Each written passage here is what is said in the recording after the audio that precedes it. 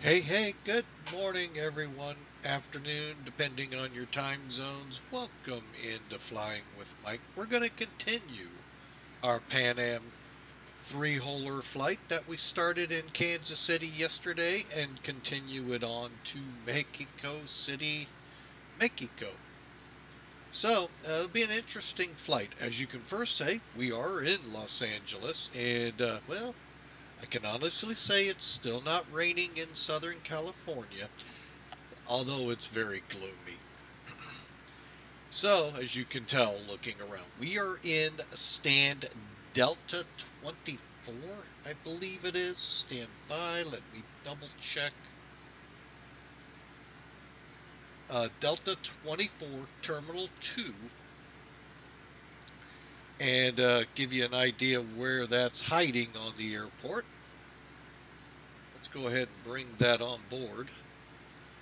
So you get an idea where the triangle is. That's where I am. So we're going to be using runway 24. We are on POSCON yet again, and yet again, no squawk code. So, well, we'll, like we did yesterday, just continue our ways, and it'll be what it will end up being, as always. So, I'm just going to bring up the live map on my side here. And, nope, not showing me at all. That's just irritating. And the flight yesterday never activated, so I don't know. It's kind of frustrating because it worked twice when I wasn't streaming flawlessly. And three times now while streaming Caperts. Although we did end up halfway through the flight getting a squawk code last time. So, oh well, hit or miss, I guess. So, like I said, no worries, no fraying here. We're just going to blast off for Mexico. It is what it is, folks. I mean, if, you know, it keeps up like this, well, we'll end up back on FlyJSim and wise to the worrier to the wise, however that saying goes. Forget it. Too early in the morning or too early for lunch, who knows. Alright, so like I said, 727, let's get on up in the cockpit. Maybe. Let's go, oh, there we go. Alright, I'll always like starting off with this. For some reason it didn't want to go. We are in the 727. Pilot, co-pilot, and this guy right here makes them all look good. Yeah, I know, you hear it every stream, but it's true, folks. The flight engineer is what makes them look at me up front, because he does all the work. Alright, and I know they'd be like, no, we do our fair share. Yeah, I know, feet up on the dashboard don't count. But anyway, we will continue on. So, today's flight. Let's bring up Sim Toolkit real quick, go through it, and then we're out of here. Okay. So here's the routing down to Mexico City, as you can see. Let's kind of zoom down a little bit. There we go. And basically, we're going to fly the, well, let's see if the route will come up. It should. There you go. The Los Angeles 1 departure, IPL, then over to MXL, and then as you can see on down the line to MMMX.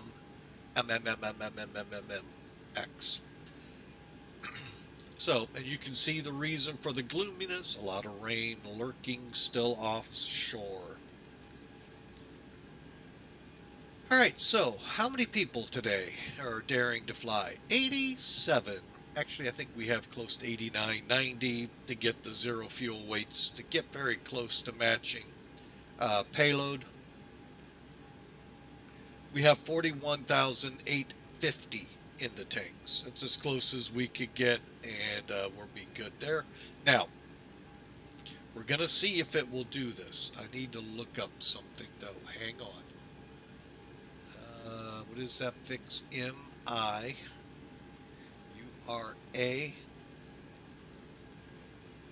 Oh, okay, so it's right after Hermosilla. I guess I pronounced that wrong. Hermosilio. Anyway, okay. Yeah, I flunked Spanish. Oh, wait, I never took it. I took German. Flunked that too, hey.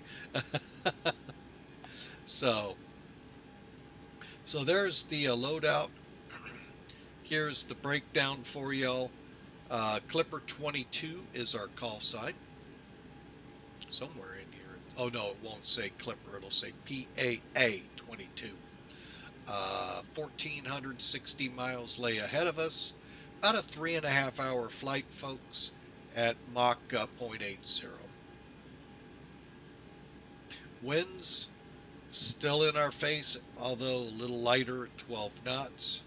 And here's our 48 or 41. Oh, excuse me, folks. Not enough coffee yet in the veins. Still turning that crank to get me going. 41,866 is what they are trying to get in our tanks. All right, folks, and then again, the route, again, we're coming off 24 left.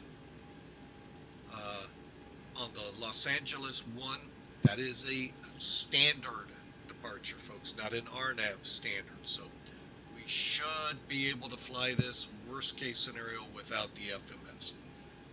Worst case scenario, best case scenario, I already have it loaded. Okay, so there you go, folks. We'll kick that on over to the curb.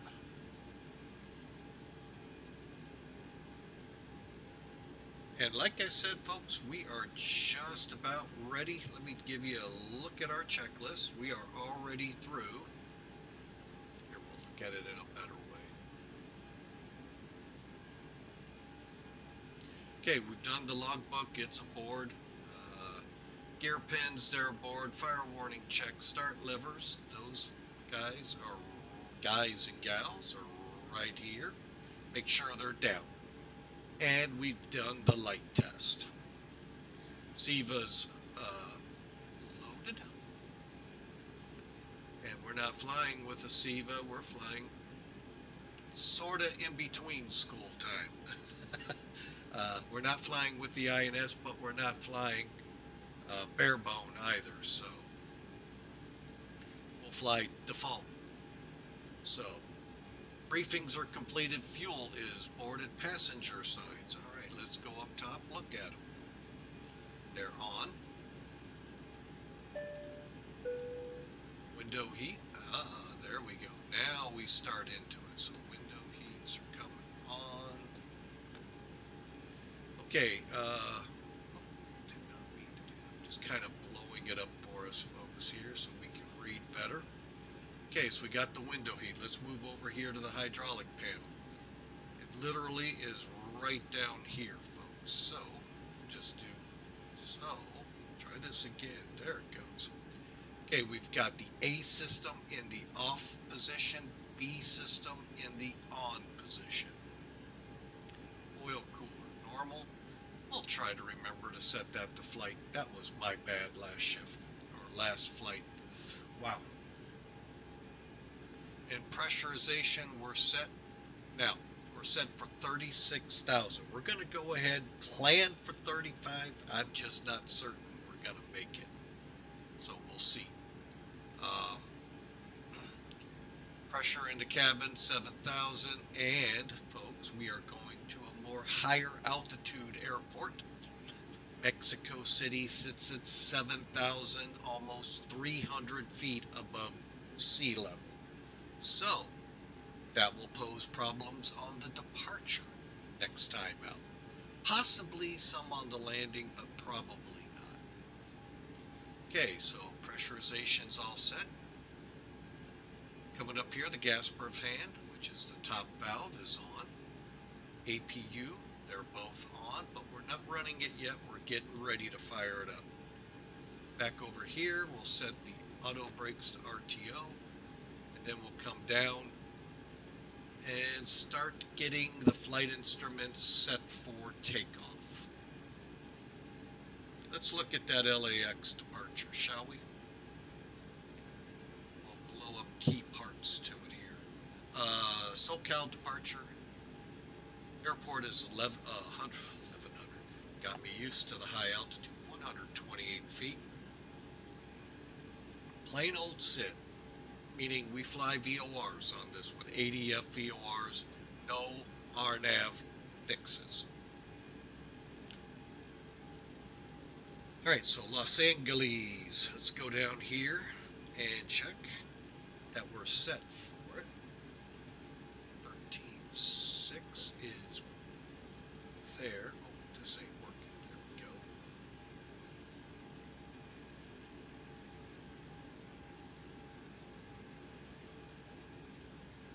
Okay, and for tracking there, CO Beach 15.7.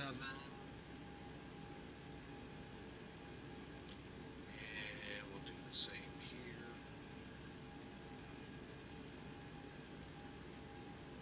Okay, now this is what we'll track with. This will be our DME.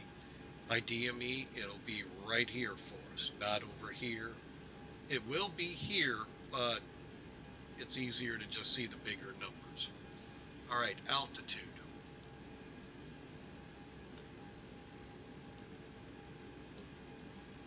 SID. Got anything here? No initial altitude, so I will set for now 33.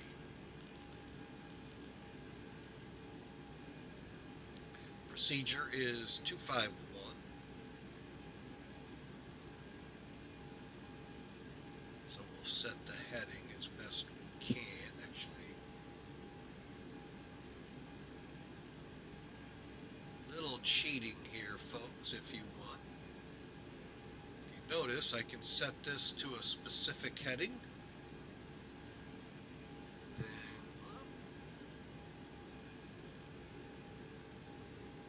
put the mouse pretty close, or put the heading bug pretty close, and guess what? Voila! There's 251 on the dial.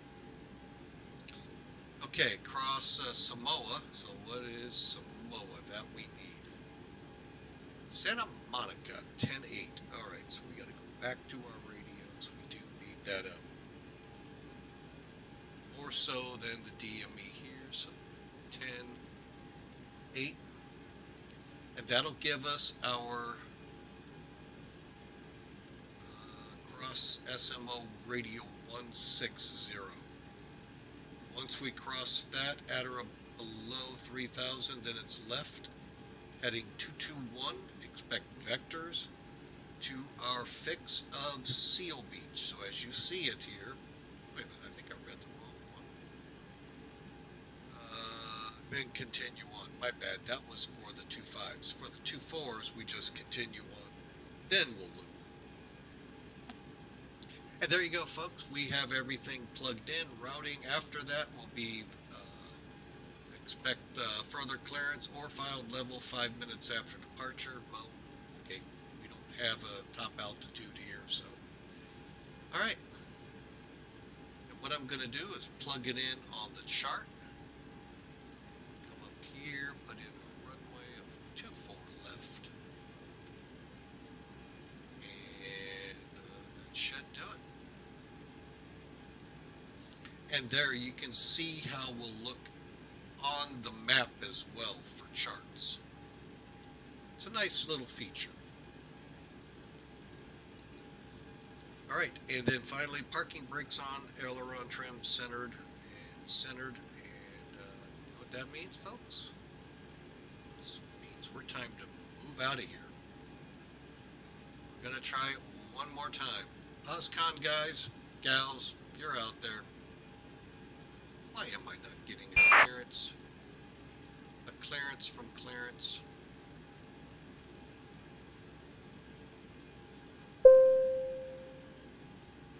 Watch me be a liar. Ha! I'm a liar. I knew it. It's one of you POSCON folks out there that did it for me, that got it set. I know. I know your tricks. Lord have mercy.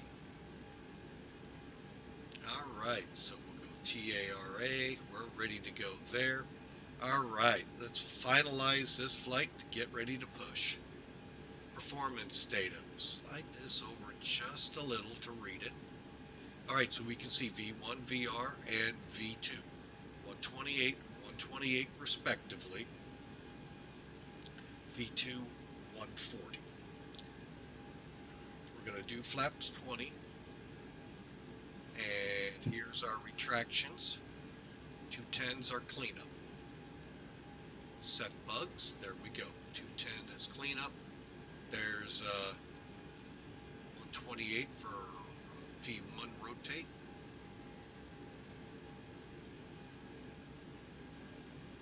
V2 is, oh, okay, that's our first flap speed. Got it. Okay. And then we'll keep this here at bay for now until we're climbing. I'll go ahead and set it just so we know. Okay, flaps again 20. Trim will be set to 545. And our EPR bugs, which are the top row here, are already set at 2.15. Looks like 97.4 will be our N1 for takeoff. All right, flight doors cleaned. And there's our before taxi.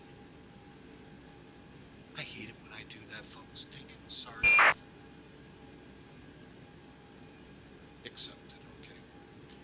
All right, yep, that's on me. All right, so we are ready to go, folks. We're about 20 minutes early, believe it or not. Wow. So give us a chance here to take a look around. Let me hit the chat room here real quick. Okay, that one's not helping me much. Stand by while I go to the other screen here. It's Filipio. Welcome aboard. I hope you're having a great day too. We are having an awesome day. We're on POSCON, flying out of Los Angeles, if you didn't catch that, to Mexico City. Welcome to join us if you are on POSCON. So,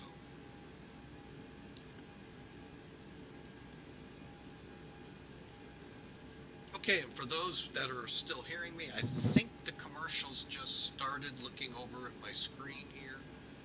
Hope you all are enjoying today. Thank you for the subscriptions. Thank you, which gives you then the ad-free viewing. Hang on a second.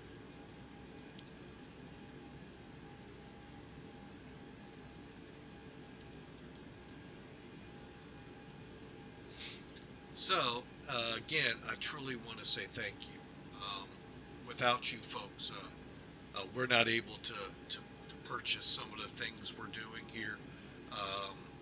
Friday's stream, we're going down to St. Pete, K-Pi, and I bought a scenery because of that. So thank you so much for your biddies, your cheers, and most importantly, subscriptions. And to everyone else, thank you for following the channel. We sure appreciate it. We have reached just under 190 followers. We're at 187. So we're truly grateful for that, folks. While I have you all here, while we have a couple minutes, while they get the cabin ready, we may get cleared to push back early. Power back, that is. We are running a contest right now. Giveaway, if you will. If you type in the exclamation mark, the word ticket, space, not space, yeah, it is space one, you'll be entered to win. Uh, what you're going to win, it'll be drawn on July 11th or thereabouts. I'm not sure what my work shift is yet.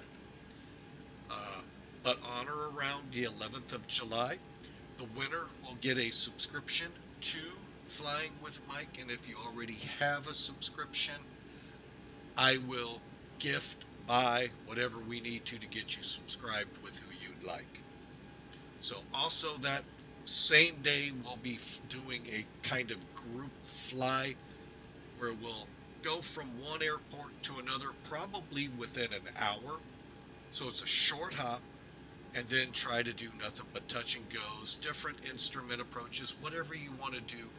It's one of my biggest goals here, um, to help get people who watch us fly on the sim to actually purchase it, get out there, and fly themselves on it. To me, this is how I unwind, folks. 24-hour shifts at the public safety office can get rough, especially in summer with the way airlines are. Late, early mornings, late nights. It just can get very stressful. So this helps me to unwind, so I can prepare for the next one that comes 2 days later for us.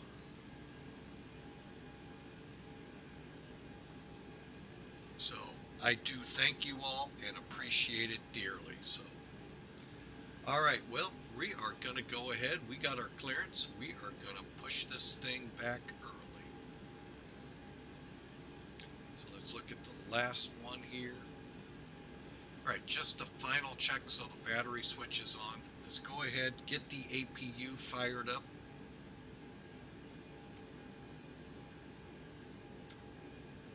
One, two, three. Okay, just let her do her thing.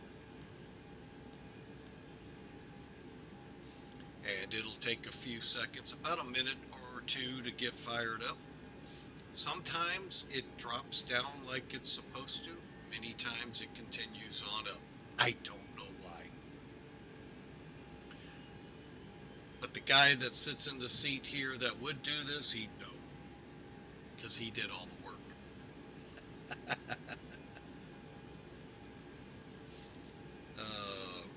But welcome in, everyone. I hope you all have a great day, and I hope those of you at work tuning in, shame on you, but thank you, but shame on you. Hope you have a great day. Alright, this is where it should fall back down, and it appears that it is still climbing.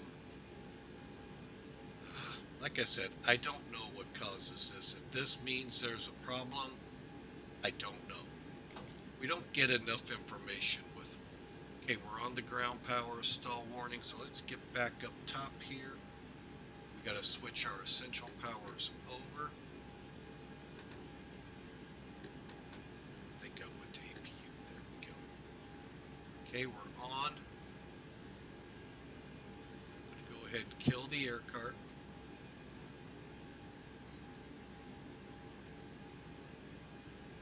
Disconnect the ground power. Okay. Pack signs on, window heats on, we're set, ready to go. Next page is the engine start. Galley power's coming off. Packs are coming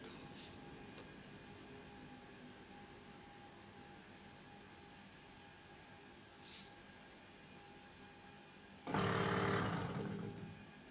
Checks, bleeds are 30, we're good. Double checking. We're above 30. All right, let's get the jetway away.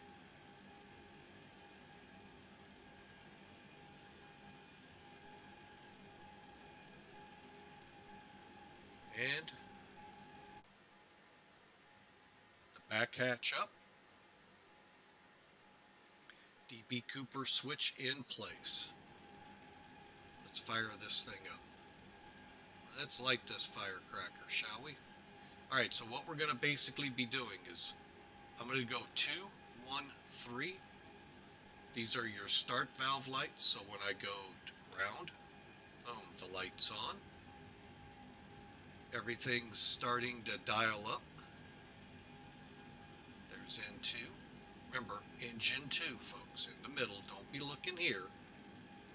There's 20. And the reason I say that is you don't know how many times I look at the wrong engine. Okay, fuel's on. N2's rolling up.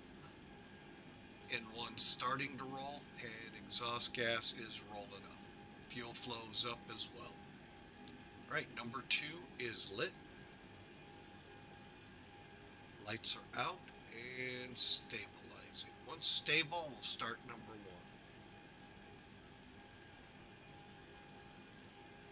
Okay, looks stable to me.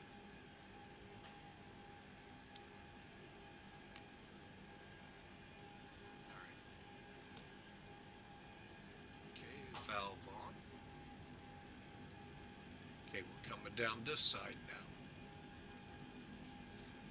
Again, once it gets past 20, we can punch the fuel.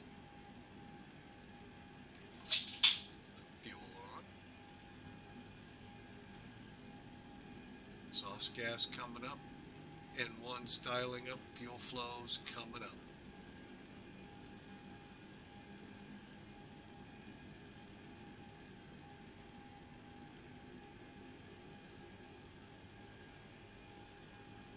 Oil pressure's good. And yes, folks, you can push the light bulbs here. If they're out, it'll say they replaced them. And these are lights too, to check when you do that. Okay, everything's stable. Let's go for number tray.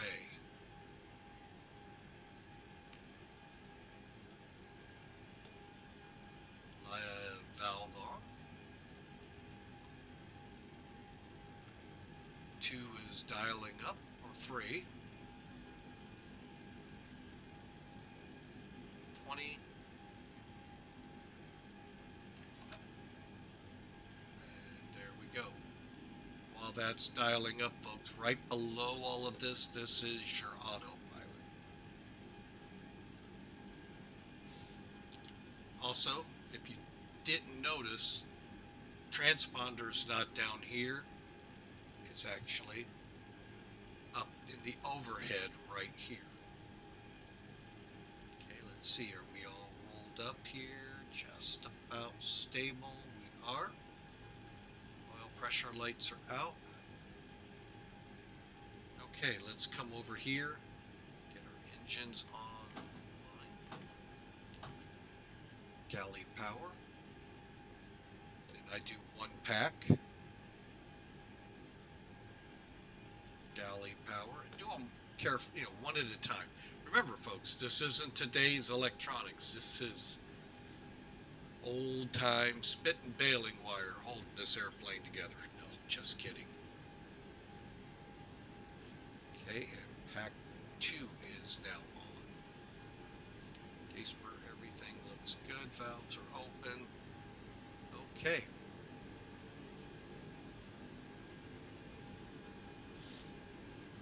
Alright, so the electrical generators are on. Let's go. I wish I could detach this instead of doing this. Alright, that's okay.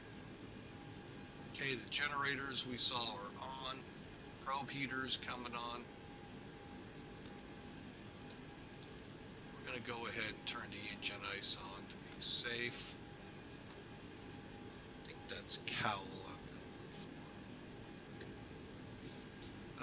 Flight controls. You're going to find, first off, you have a flight control gauge right here. Only elevator and elevator and rudder work. However, before I get going on this, turn your secondary system on.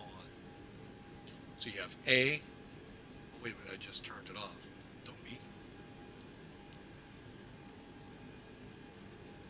There we go. And since we're dumped still even further, get your fuel pumps on.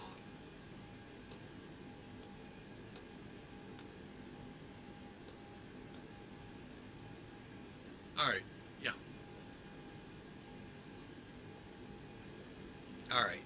Now let's check them. Again, all you can see here are your lower and upper rudders. No aileron here at all. That kind of irritates me, but what can I do about it? Nothing. Except, okay, it went that way. It went that way.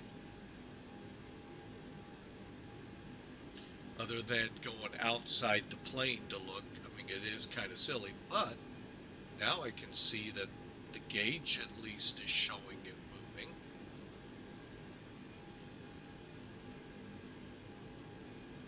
Okay, little trick here, folks. Now, had I gone ahead and checked the rudder with the A system off, only one of these would move instead of both. So, back of mind tells me, A system off means I don't have control of this one. I don't know what else I don't have control over, but that drops that in. Here's your hydraulic indications right here. On, off, you know. So we'll do it again.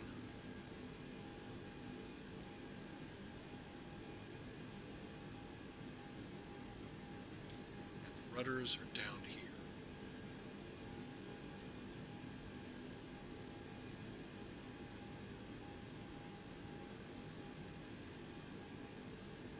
Okay, freedom of movement looks good. All right. Flaps. It's 4 clicks to get it to 20%. I cannot make this go all the way into 20. I have to click it along the way. And we'll leave the weather radar off since we're still in the gate. Beeper bugs are set. Transponders set to TARA. Folks, that means after I get this set for before takeoff, we're ready to power back. Let's clear the area.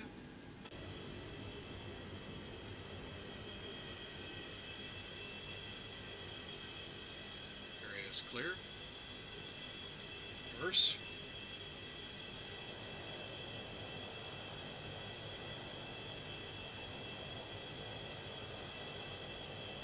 And brakes off.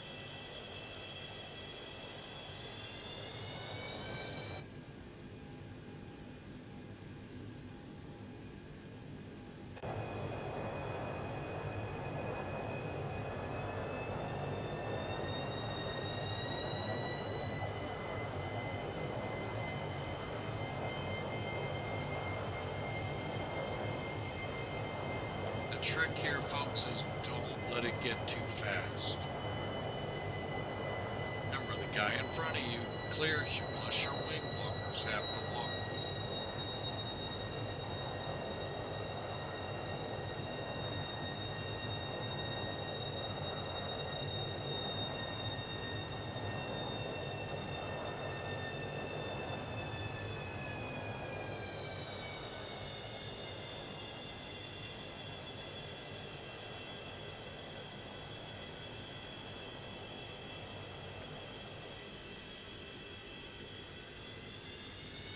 Use power to stop it.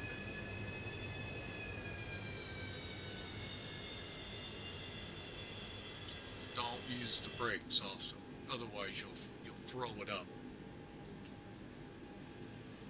Okay, we're set. Auto brakes. Okay, now we can come up here, turn the radar on. Go up 5, see if we have anything. Okay, oil cooler, we'll get all of, well, we'll actually do that now. Oil cooler on. Fuel heat off, auto pack trip on, normal.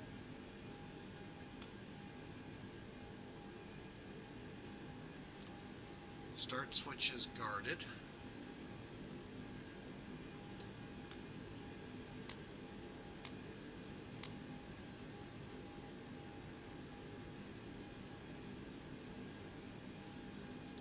Sure everything looks good. Okay. Everything else set to go. Here we go, folks. It's off.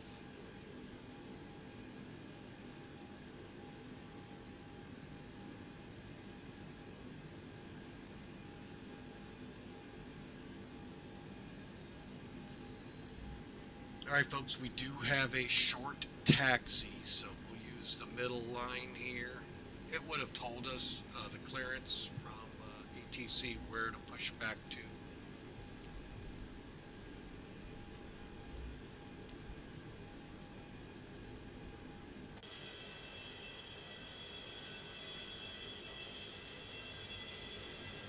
Area is clear.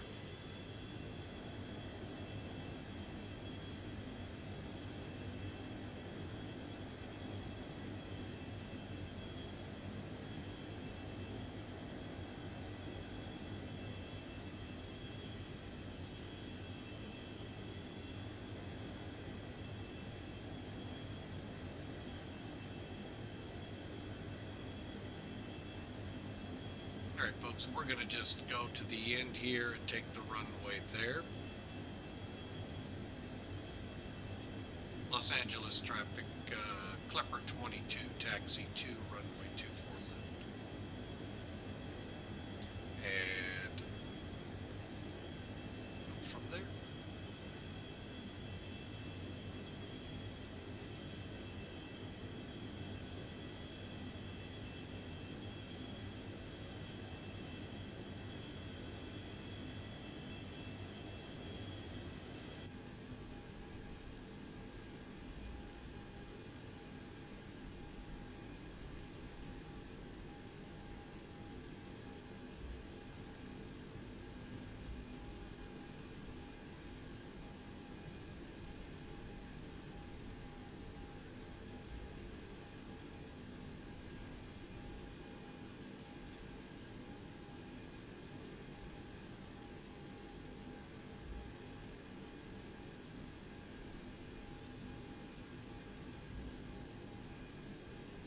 Alright, here comes the end of the runway.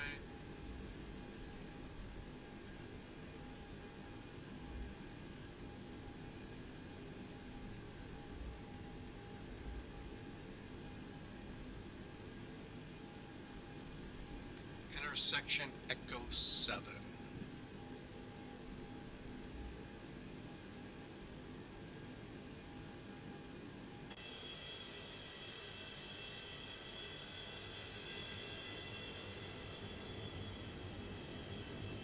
Alright, let's do those checks real quick here, folks. F-tab.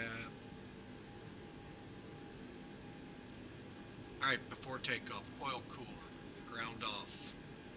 Let's check. Ground off. Fuel heat off. That's these three right here. Auto pack up here, normal. Start switches up here, guarded.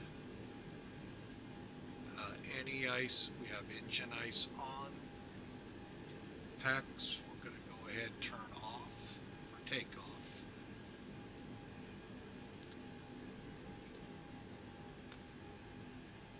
Okay, and bleeds are needed. Go ahead, kick on the cargo heat. And flaps are set, and we're going to flight. Alright.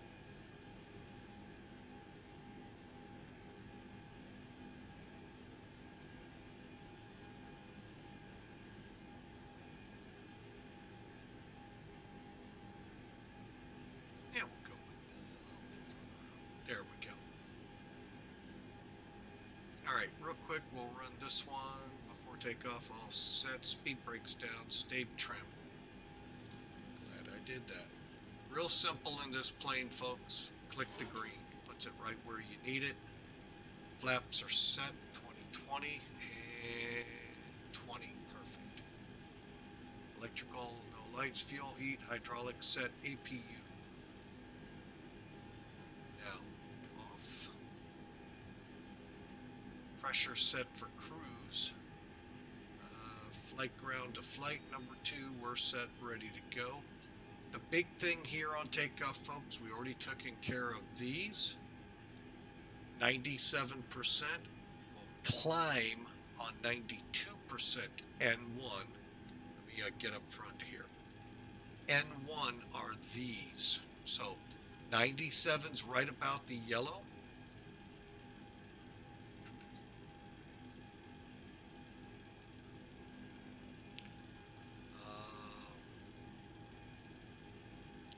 Flaps up, in our case, 210, and at 10,000, accelerate to 280 at flight level 290.78. Right, you ready? Los Angeles traffic, Clipper 22, departing runway 24 left, Echo 7 intersection. Los Angeles 1 departure. Brakes off. Brakes off. Okay, here we go. Let's go to heading. Oh, something's wrong here. Why is my gyro off?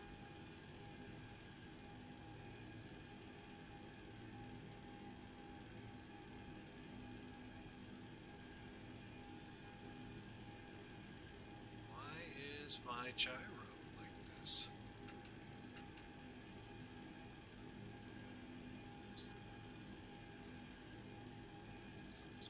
Let's check what we do this and do that. Now let's see it. There we go.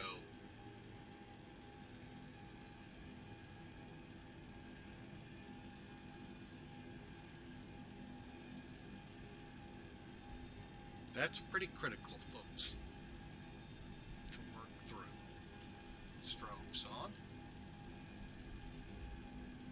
And basically what it was, I forgot to turn my gens from AP or my essentials and back up to a generator on the engine. It was working fine because the APU was still going.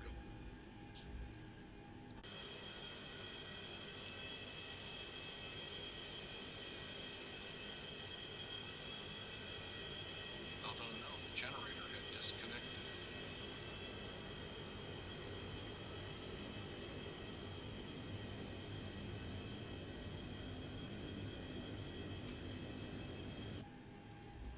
Okay, lights. We're rolling now. On time takeoff, folks.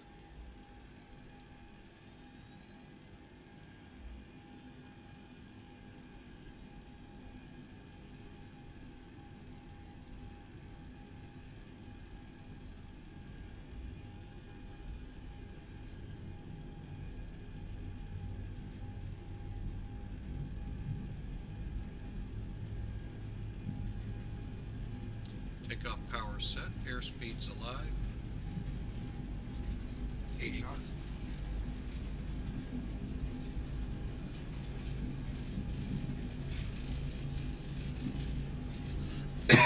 That's why the warning light rotate gear was flashing.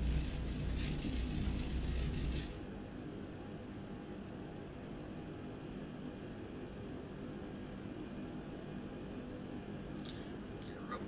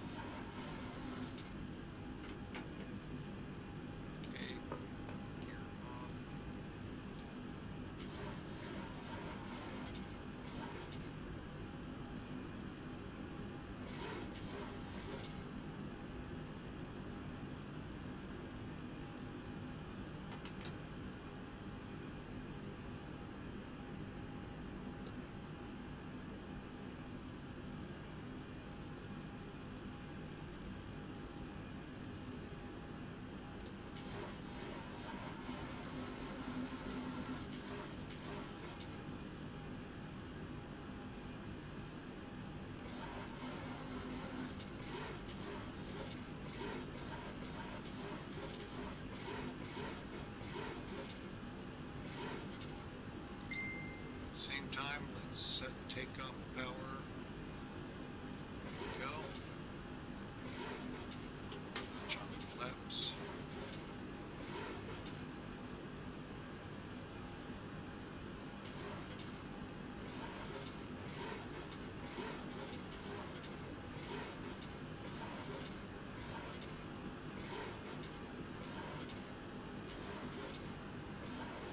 And flaps up. All bags on. Push this up.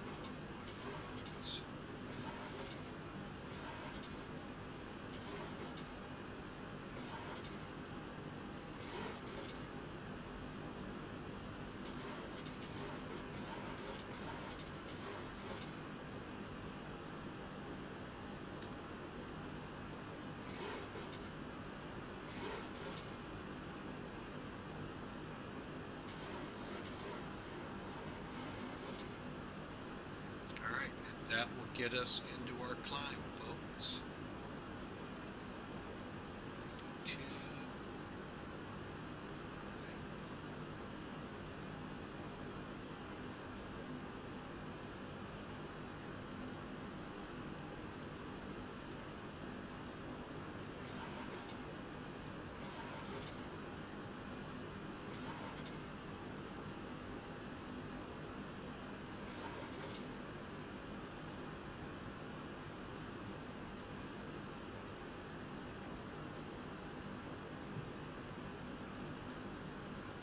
Alright, now let's tune in Seal Beach. And Seal Beach is 15.7. So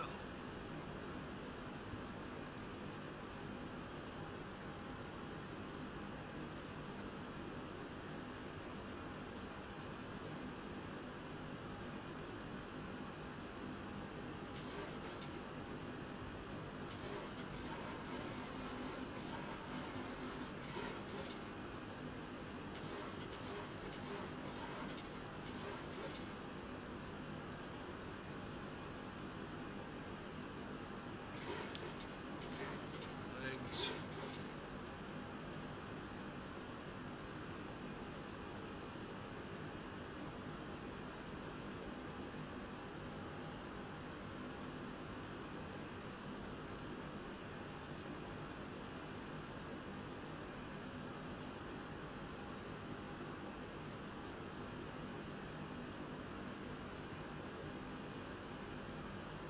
Oh, this is gonna kill me. Let's execute. Why does it do this?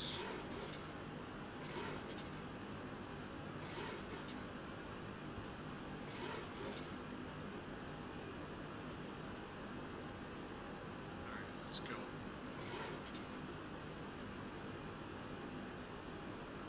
And GPS.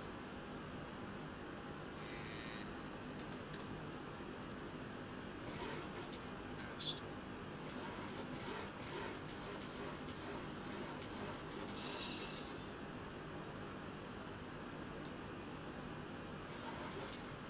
I know what I did wrong. And it's going back to LA.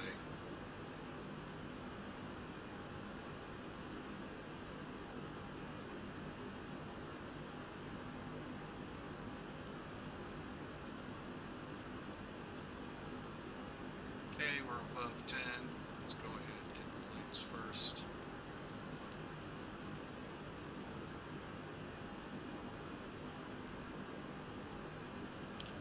Okay, go back to vertical speed.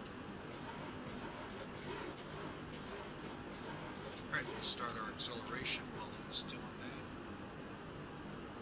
Let's ease up just one notch. That's on.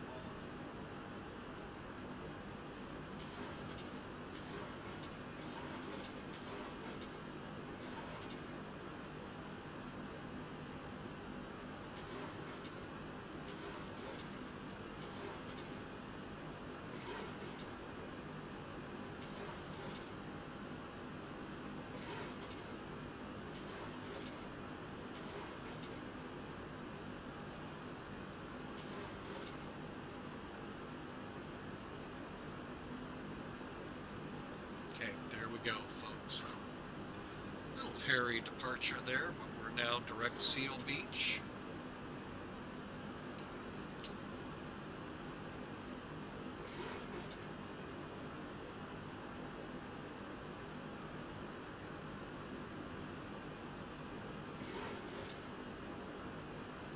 Alright folks, as you can see, a very gloomy day here as we head to Seal Beach, and then from there we're going to be heading down the coast. You're not going to be able to see the coast. Alright, coming up on 280.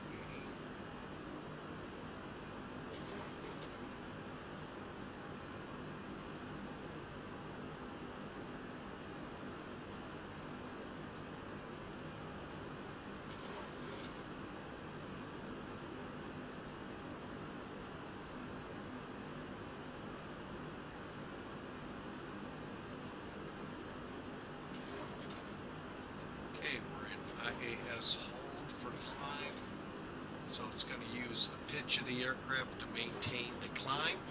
We are on course, folks. Welcome aboard. Hope y'all have a great ride.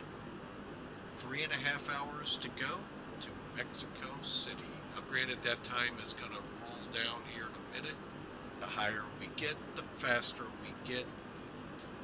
And by the time I think we hit cruise, we'll be at about 3 hours. And transition level coming up.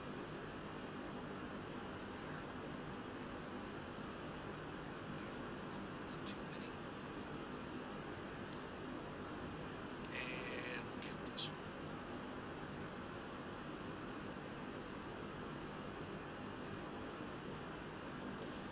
Now, believe it or not, folks, the reason for 3 altimeters, 2, one for the pilot, co-pilot, and then the backup, there actually was a crash where one of those was not set, and it actually, they either had a crash or a very serious incident, and that's one of the contributing factors. So, there you go.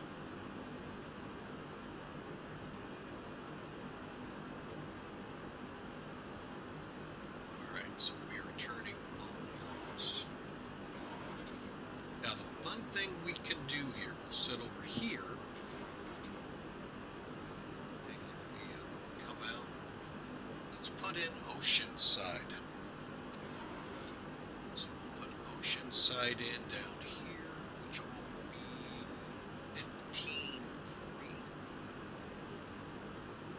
And folks, this is what I kind of forgot to do. Got to switch it. Got to switch it. Alright, so we're on Oceanside.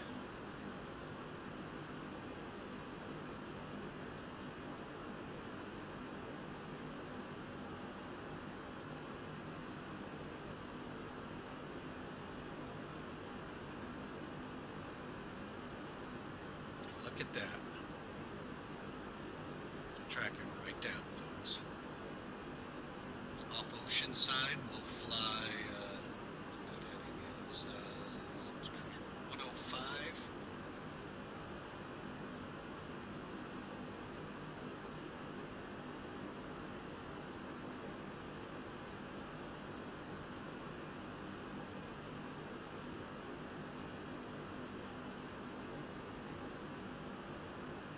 Curious. Oh, we're off the chart then, never mind.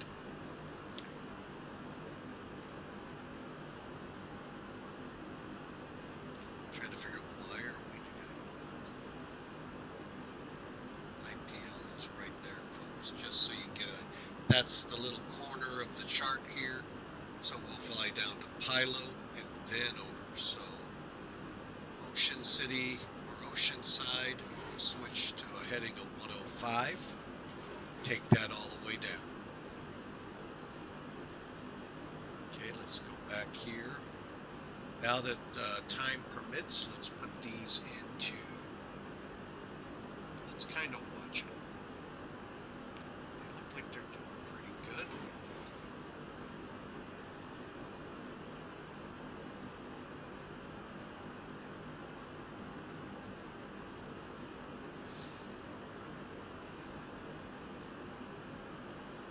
we're going to watch our fuel tanks, make sure they're burning down like they should, and so that we can make the run. Like I said, folks, now if you look at our ETE, we lose connection to Centurion. 3 hours, 4 minutes. Went from 3.5 at 10,000 up to 3 hours. So you see, I told you it's going to be, as we get higher, we're getting faster. Give you an idea. Let's slide over here. True airspeed is now 418 and still climbing. Again, we're going to top at 33, and we're good to go, folks. We love having you aboard, and you all have a grand day.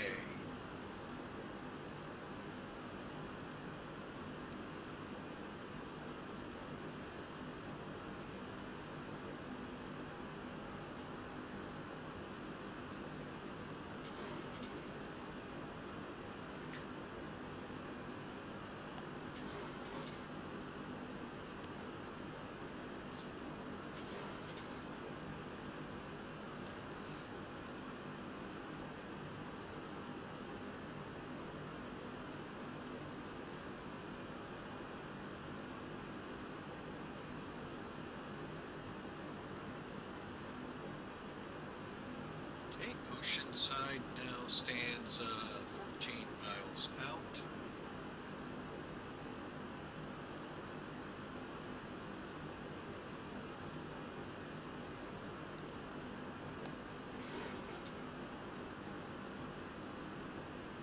And again, we're going to go ahead here in just a few minutes, in just a few seconds, set it to 105. Let's go ahead and set it.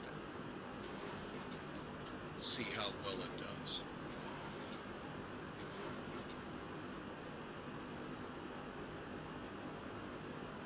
But again, folks, we welcome you aboard as we head to Mexico City. We are on POSCON. Seeing if anyone else is aiming in that direction.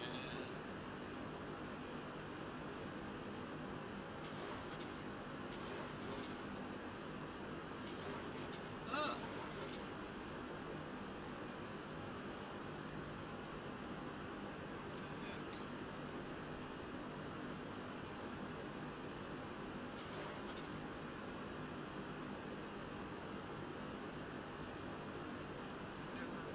Connection.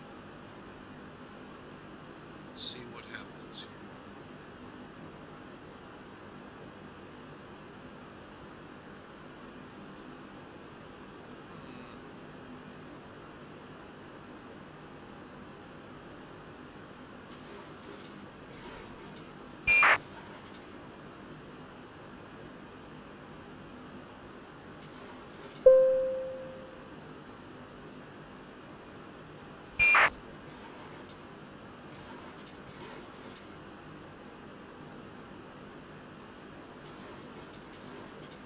I just don't get it, why it does this to me all the time.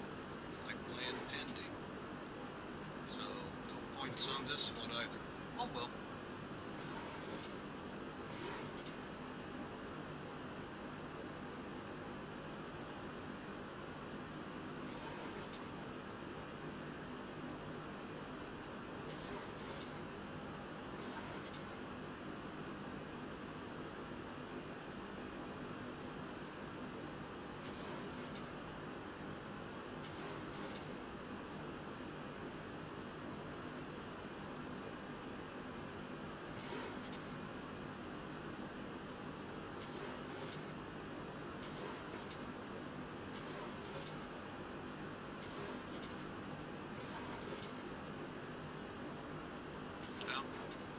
It'll be what it'll be, folks. You know, I'm not 100% yet convinced I'm gonna like this world of POSCON yet, but I mean, I for some reason just cannot get this thing to play nice on these flights. LA to San Francisco, Not a problem. This one just seems to be ridiculous. When I seem to get longer, it just seems to get, it doesn't want to play. It says the launcher is running. It is.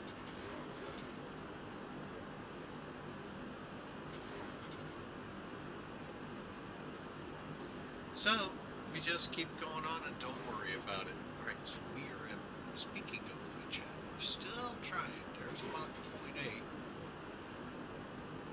0.78 is right there, folks. We're almost there. 0.29, or I'm sorry, 29,000 going for 30.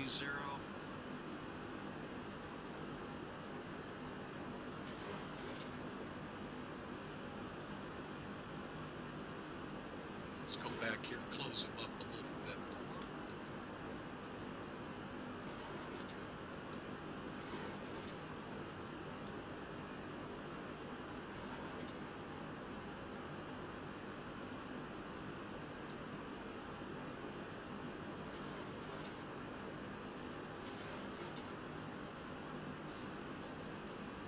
Okay, I'm going to go ahead, switch it down here to lock hold.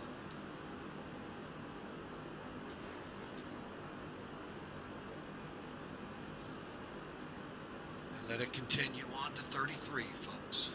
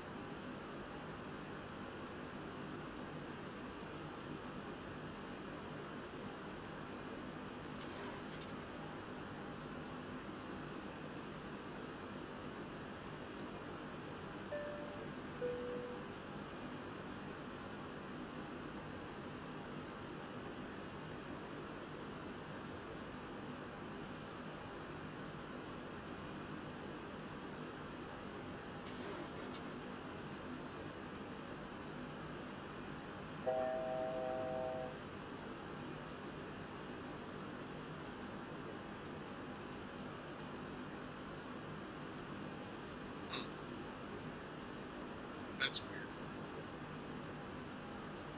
Take it. Alright.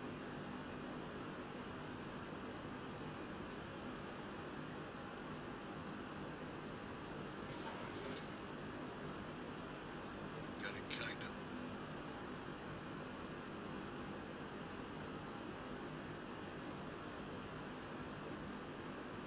It's weird. Mexico City isn't showing. Usually did. Oh well. We know where we're going. The airplane knows where it's going, so we'll get there when we get there. So folks, welcome aboard. Hope you have a great day. Those new to the channel, we ask that you follow. Simply click that heart right there. That'll allow you to know when we're flying online and send an email to you letting you know the next time we're online. So, sit back and relax, folks. We have 3 hours to go.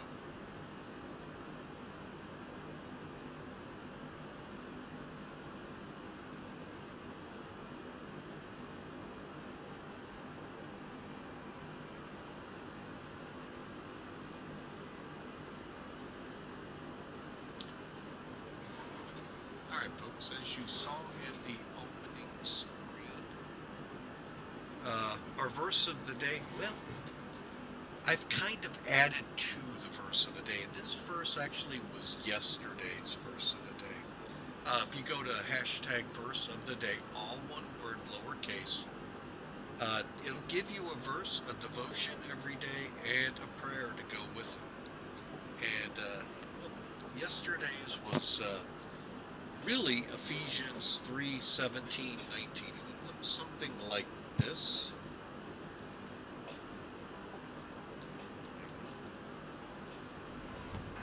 And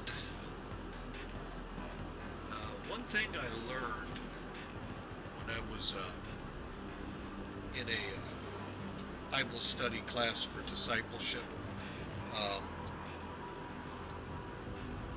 that sometimes you don't get the whole flavor of what that means. Where this was started at so that Christ may dwell in your hearts. As you saw on my screen, I backed it up 3 verses to the beginning of that paragraph, because you know what, that put it in big context then. So let me kind of read through it here real quick with you. For this reason, I bow my knees before the Father,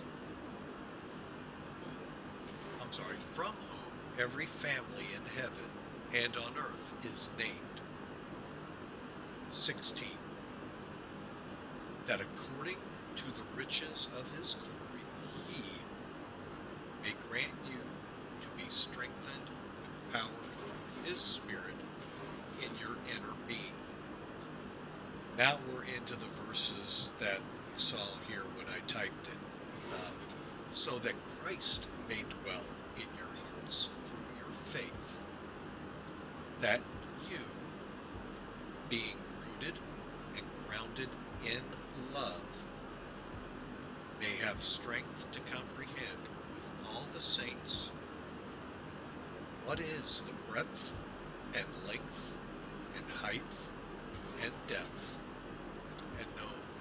and to know the love of Christ that surpasses knowledge, so that you may be filled with all the fullness of God.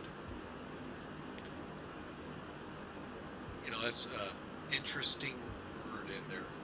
A love that surpasses knowledge. It's a hard thing to grapple with, folks, when you think about it. How do you surpass knowledge with love? Well, let's look at it in a couple of ways. And I like the devotion that came with it. That's where a lot of this information I have for you came from. If you love your spouse, for those that have loved their spouses for decades, and he or she is as close to you as any bodily organ you get the experience. So when you're with your spouse, you really understand them. It's the same thing when you love a child. You do what you never thought you would ever dream you could do for another human being. Think about that, folks. You kind of understand the phrase that way. Another way is when you stand before God. You're adopted as a full heir of all his great riches, his being God's riches. You are a full sibling to Jesus Christ. And know you are seen as holy without reproach because of Christ's love for you. You're blameless. So that helps you to understand surpassing knowledge. Now, today's verse of the day built a little bit on it. It goes back into the Psalms.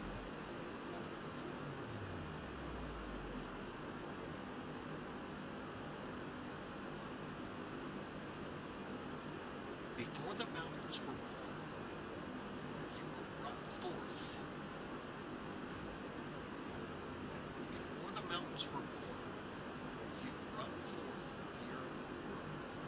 everlasting, you, God, for thousands, for 1,000 years in your sight, or like a day,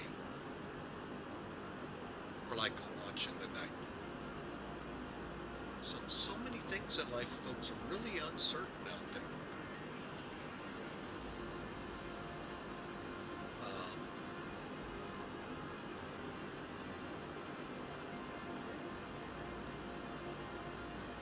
The one thing, though, that we can be certain about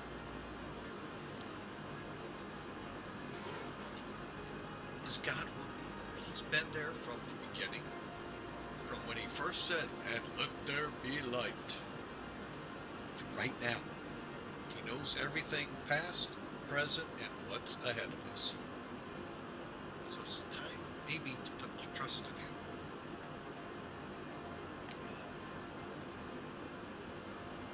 Folks, we are going to sin. We always sin. It's just, we're humans. That's what it is. So we just have to set our eyes on God and move forward. Let God handle the hard stuff.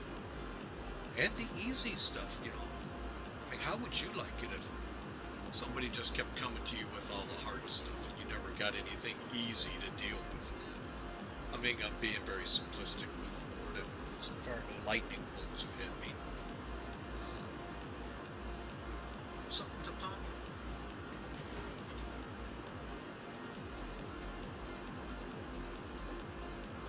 Don't like this translation. That's not.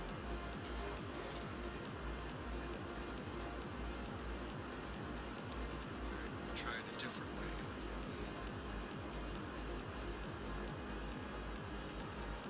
Just make sure everything's going well here.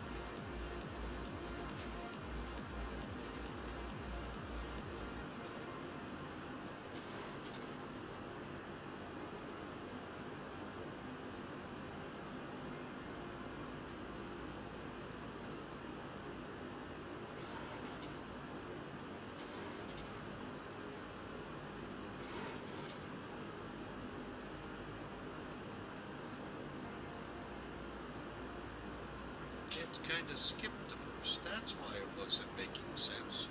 Went to a different reading. So Psalm 92 through 4 is, "Before the mountains were brought forth, or ever you had formed the earth," you being God and the world, "from everlasting to everlasting, you are God. You will turn man to dust and say, Return, O children of man. For 1,000 years in your sight are but as yesterday,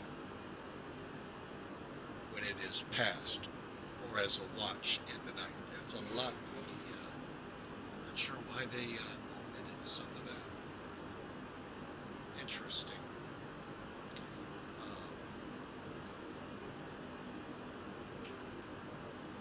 So it looks like they're also having some issues. So that could be to software issues. So that could be where the problem lay. But anyway, folks, bottom line,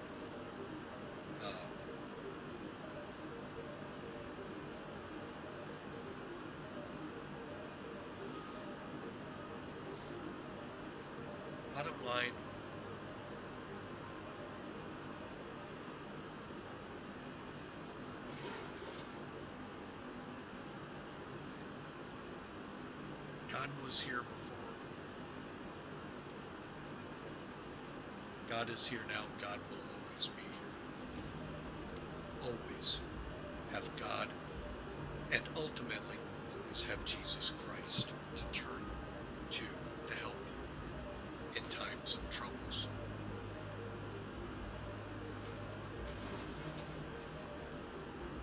All right, let's move and keep going on to Mexico here, folks. Set our cruise.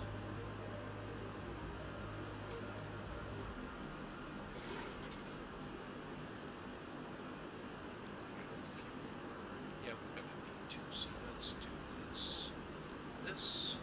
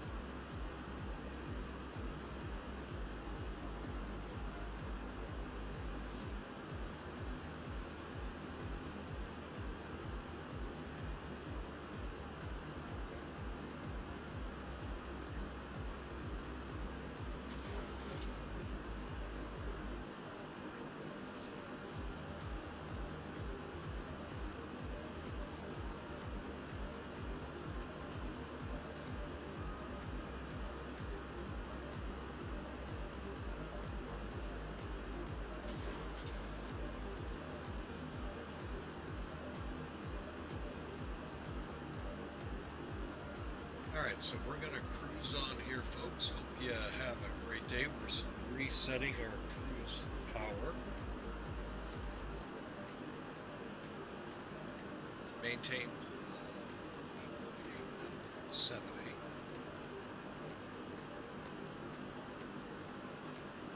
Okay, and I'm just using that now as a guide, folks, so I know where 1.8 is.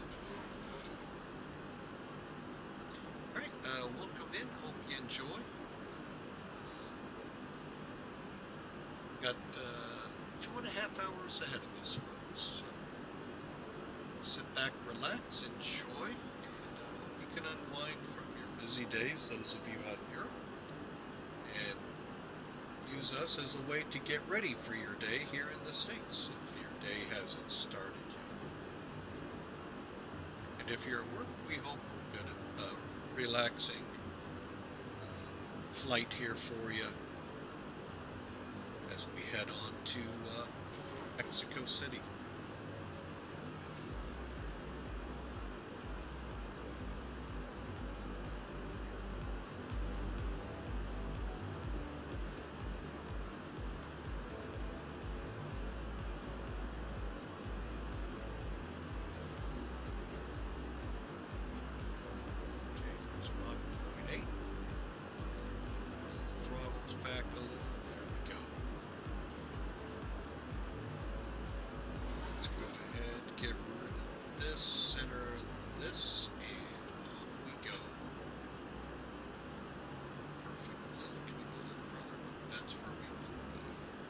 Okay, now the next fix where we'll do that step climb, that is going to occur at Miura.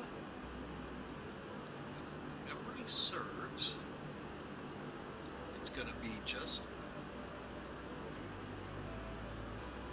after HMO VOR. So we got a little ways to go. We'll go ahead and tune it in. What the heck? It's 1280.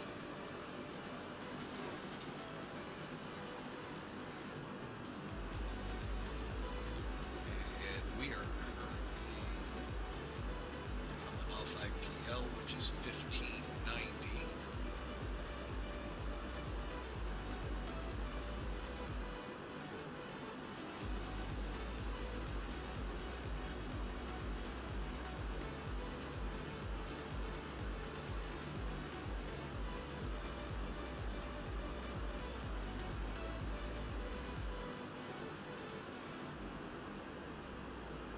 And what I'm going to do is see if we can switch over. Do this again.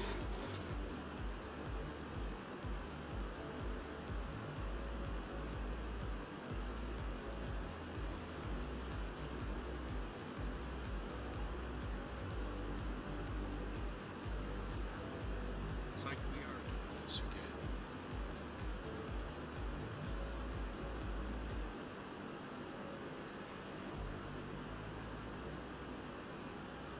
Interesting how it works every now and then, and every now and then it doesn't work.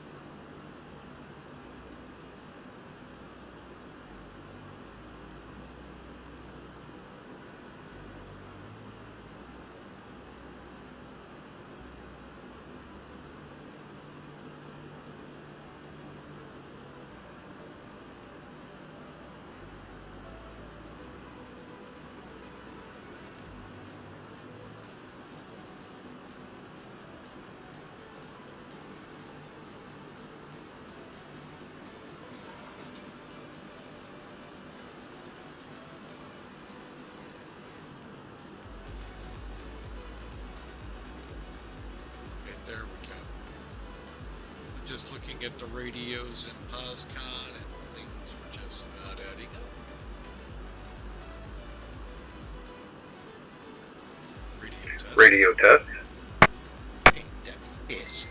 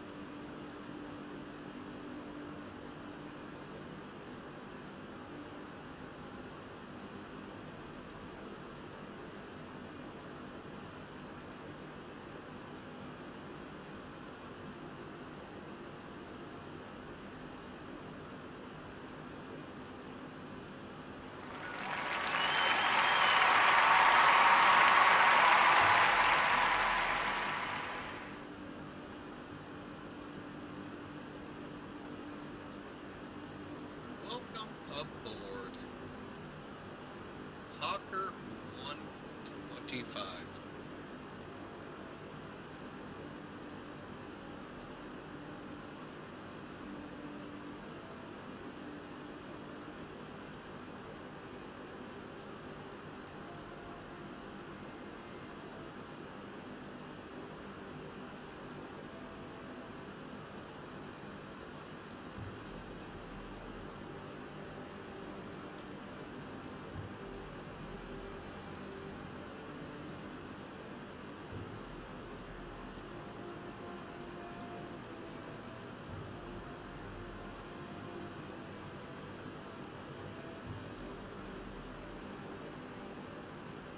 Alright. Alright, folks, we're going to run some commercials here real quick, so,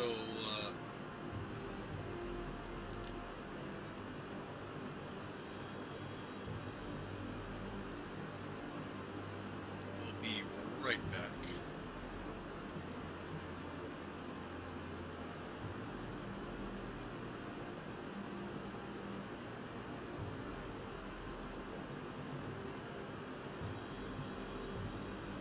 Alright, so, yeah, Hawker, to answer your question, yes, and if you look on FlightAware, under departures, you'll see it. I know. It's easier that way, I know.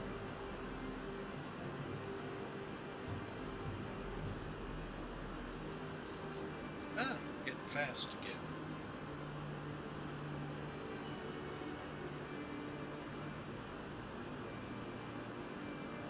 Yeah, we'll get this thing lined out here, folks. Looks like we doing here about 7K.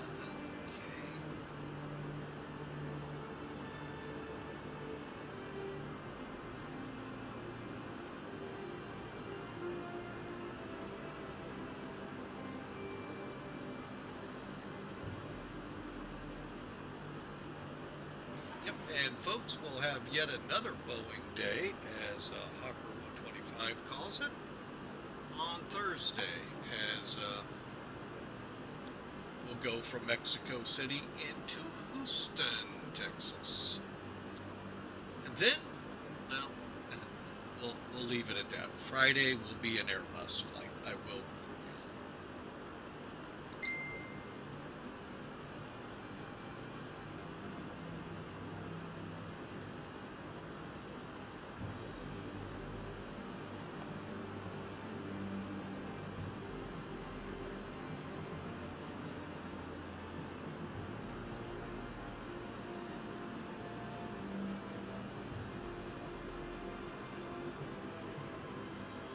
All right, so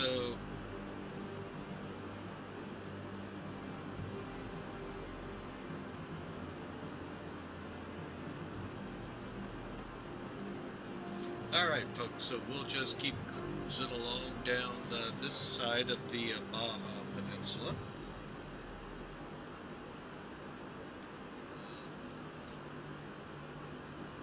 Heading towards HMO, I believe, is what we're looking for. 112 miles out. Oh, nope. Still on Imperial.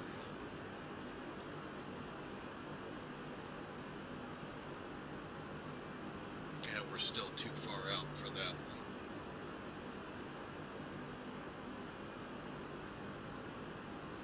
Okay, go ahead, come down here, dial in to 1590.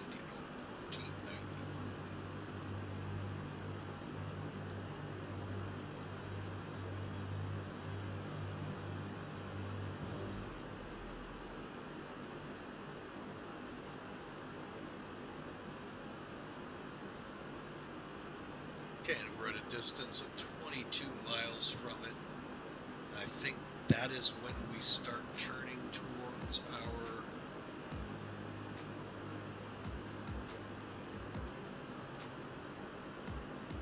guess we're right here.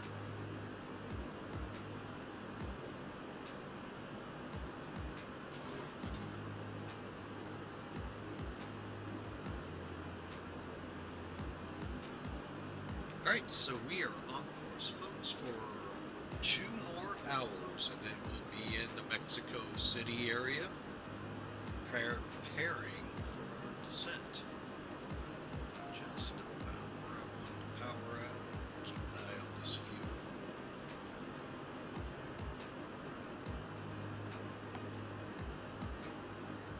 Okay, it looks like we're doing good by the way we're set up. I don't have to turn off boost pumps.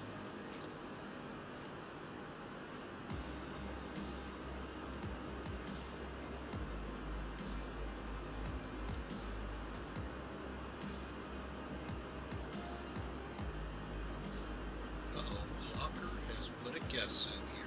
Minus 73. Covering the bases this time, as I've been putting a lot of butter run runways here of late, folks. Not to jinx myself on this one, but of late I've been putting some pretty heavy amounts of butter out there, so.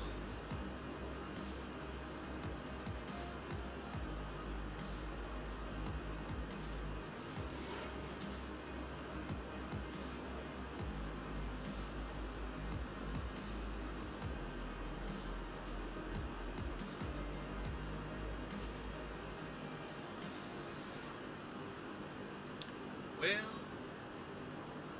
I don't know what's going on here, folks.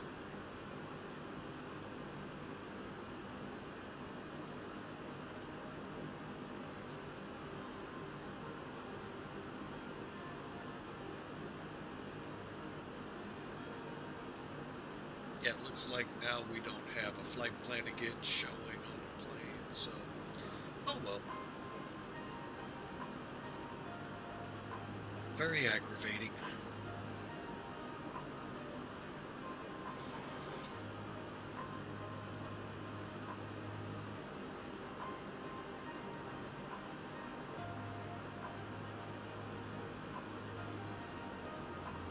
Okay, crossing over that and headed to step up to 35, hopefully.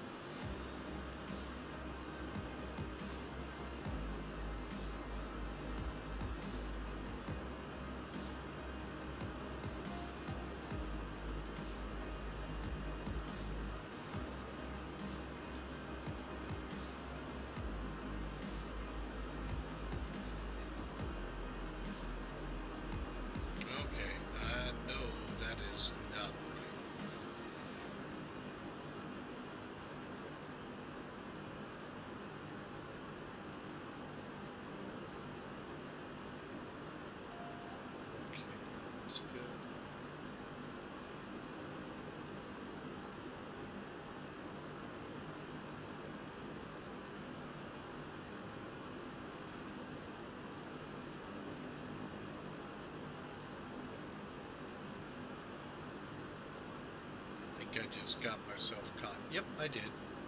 Same thing I keep saying. Got me again.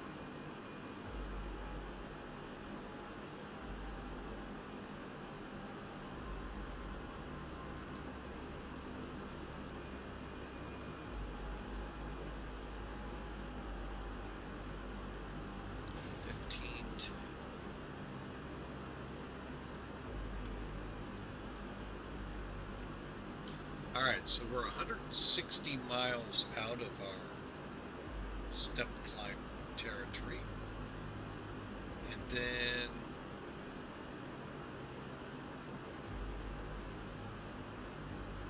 we'll go from there.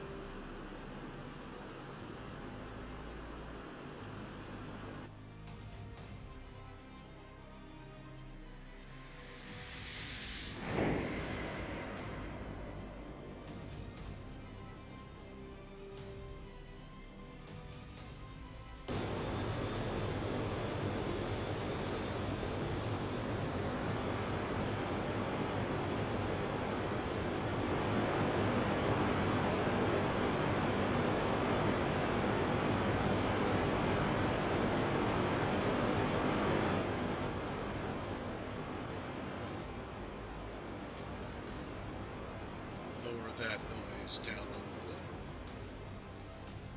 as we look at the Baja Peninsula way over there.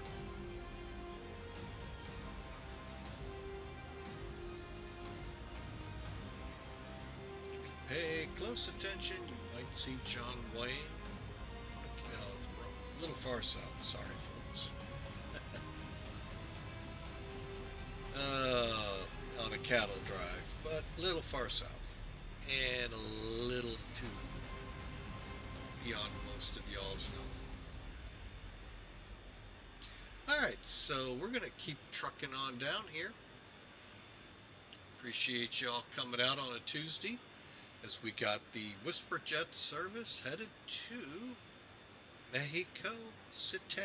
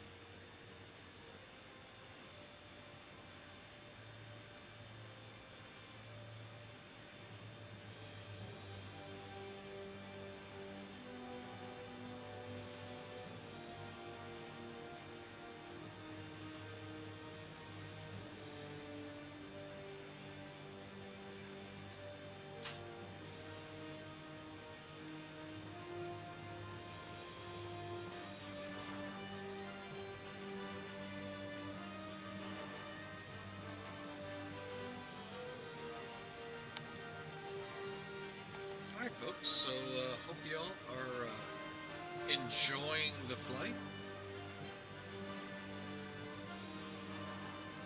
Still having POSCON woes. It's funny, like I've said in the beginning of both flights, yesterday's and today's. Saturday and Sunday, I think it was both days, I flew a flight each day, LA to San Francisco. And sure enough on POSCON, it went off without a hitch. One little hiccup on one of them, but it cleaned itself up in a heartbeat. This flight, on the other hand, and the one yesterday, just nothing but connectivity issues. I don't get it.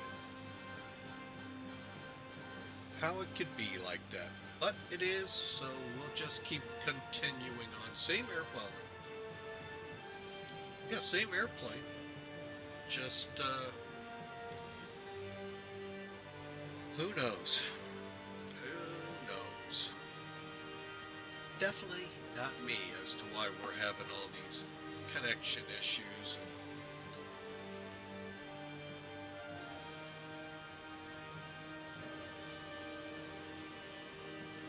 So we just continue on, and I mean, it'll get flown, and whether it records a POSCON or not, well, that's POSCON's problem.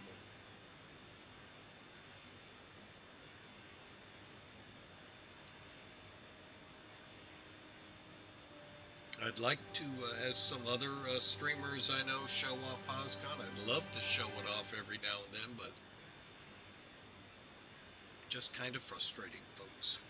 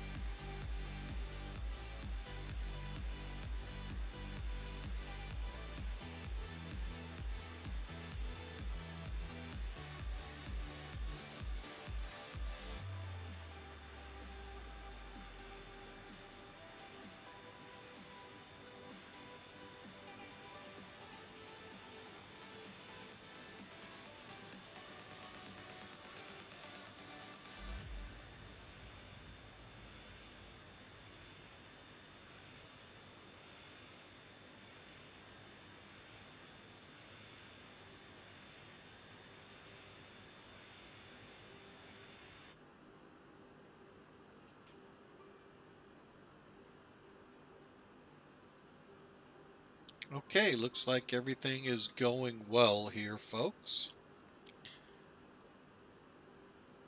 Not sure why we're off by 100 feet.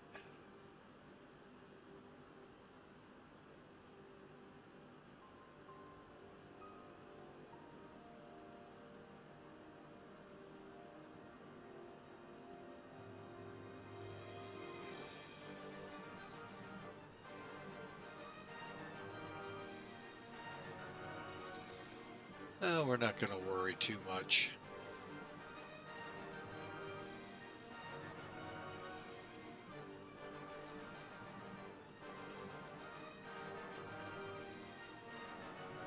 Speeds are looking good. Truing out at about 470.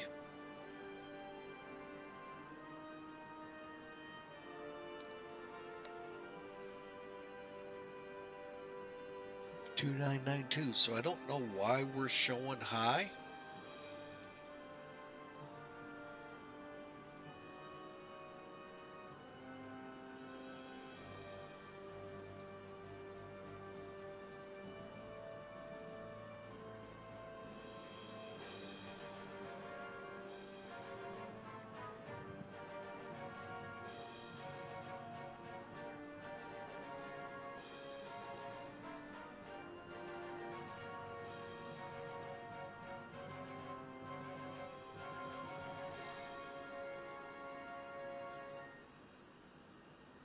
All right, 80 miles to our projected step climb territory.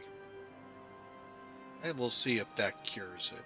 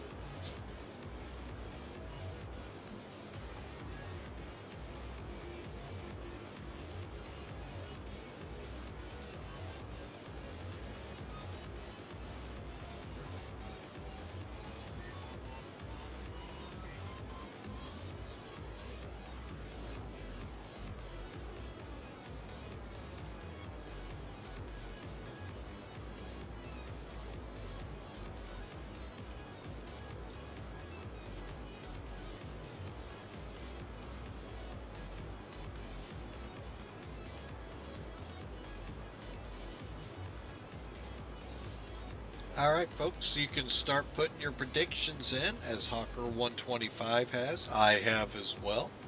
It's simply the exclamation mark, the word predict, and a space and a negative number. And that'll, throw your guess in the hat. So also, if you haven't done so already, I don't think I've seen any as of yet. I'm going to check right now.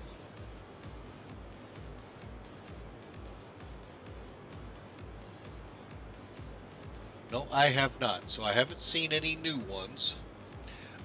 We are doing a giveaway. We're giving away a subscription to Flying with Mike. If you already have have subscribed to Flying with Mike, we'll get you a subscription with whatever stream you'd like out there if you're the winner. The drawing is on the 11th of July, on or about that date. I'm not sure yet of my work shift. But on that flight, we will give it away, though. We are going to be doing a group flight as well that day. The particulars are still in the works. I haven't decided where we should be.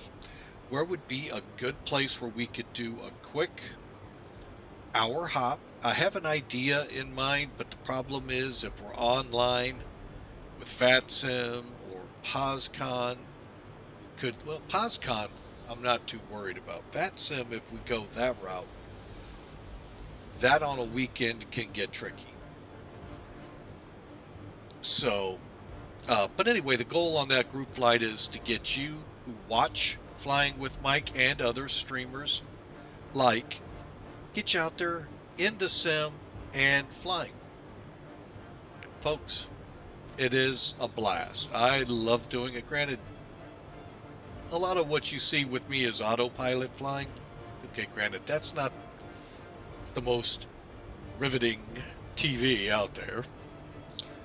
However, when we start down and our landings,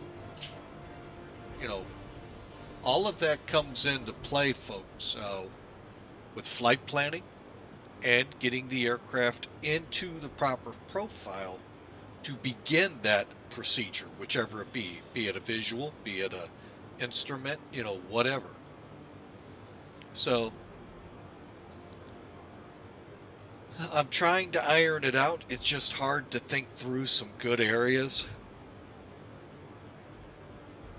I'd like to get some good scenery in it as well. Not so much that you have to pay for it, but that comes, default with the Sims. And I'll be honest, I don't care if you fly for the dark side with Microsoft 2020 or with XP11. But we just want to get you up and flying. That's, priority. To me, that's what we're here to do, to promote, to get you active out there. We love you watching, folks. Oh, we love you much. We'd also love to have you wingmanning next to it. Having a nice group flying along. So, be it FlyJSim, POSCON, do not look for me ever on Pilot's Edge. IVAO, never tried it. Don't know anything about it that I'm aware of. I did try another network outside of West Coast ATC. I don't know the name of it. It was, I want to say, kind of a precursor to what I see in POSCON, but I don't want to go so far as to say that. And I'll be honest, don't even try to pin me down on what it was called. I really don't know. I only tried it 2 or 3 times, folks. And it just killed my system every time. We're talking 10 years ago at the earliest that I remember playing with it. So, FlyJSim always seems to see me coming back. So I'd really like to get POSCON going, just as a good break from it all. We'll get through all of these hiccups here, folks, but it'd sure be nice if they'd play nice, you know, on a few of these flights. But anyway, folks, that's what's coming up. So if you put in exclamation mark, the word ticket, space, the number 1, you'll be entered in that raffle. Like I said, raffling away a subscription to Flying with Mike, or if you're already subscribed, to a stream of your choice.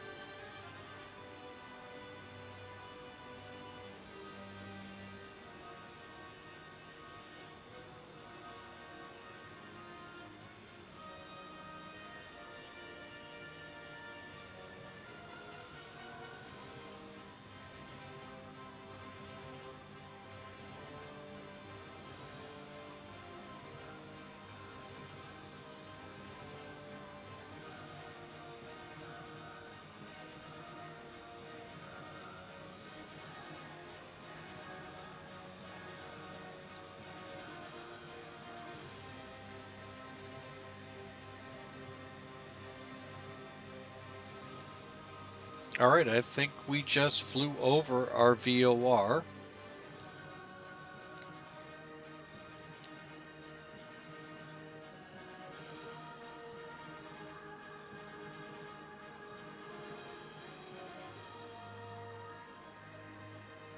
We sure did. So let's take a look at our fuel load.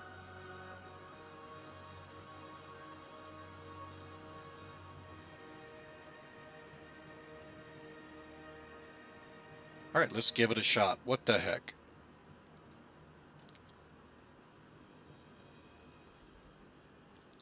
Okay, so we're going to set the altitude select for 35.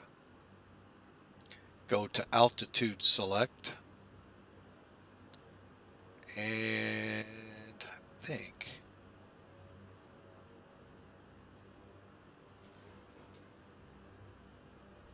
I don't want to go too steep, folks.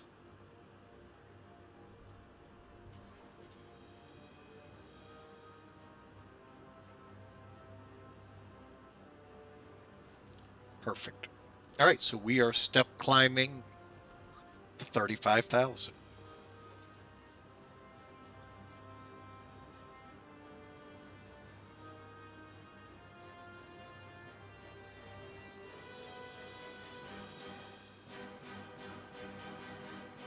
Okay, altitude select is showing here. Maintaining. That's why I want to try to keep it light on this climb. If it takes 2 to 3 minutes, that's fine. Nice and easy up. And once we level off, we're thinking about putting the all the pumps running for all the engines.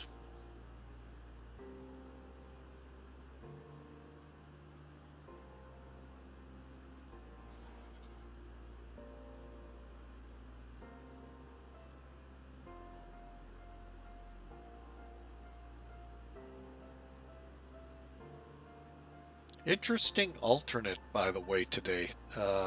Last night when I did a kind of a get a feel for what they're going to have us do today, VATSIM, or not VATSIM, SimBrief. Hang on, let me pull up the area.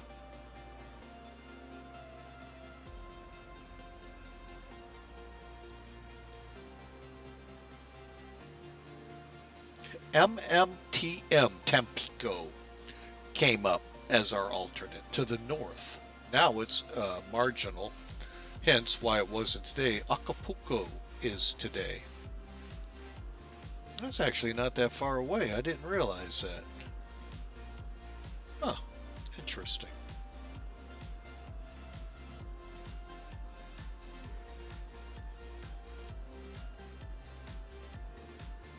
Right. And we'll go ahead and check a couple things. 1510.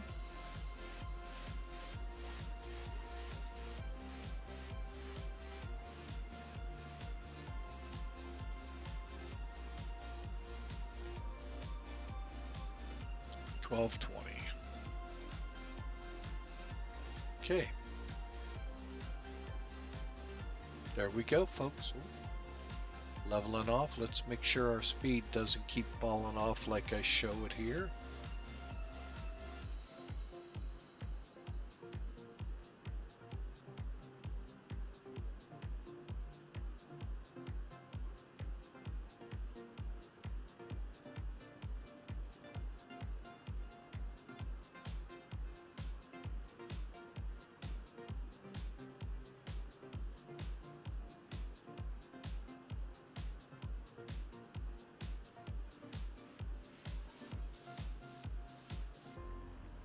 It's weird. It went high too here.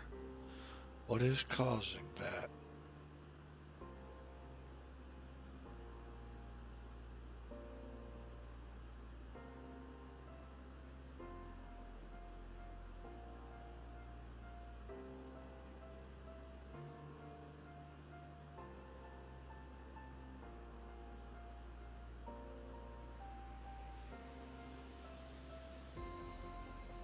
Let's go ahead and close them up the rest of the way.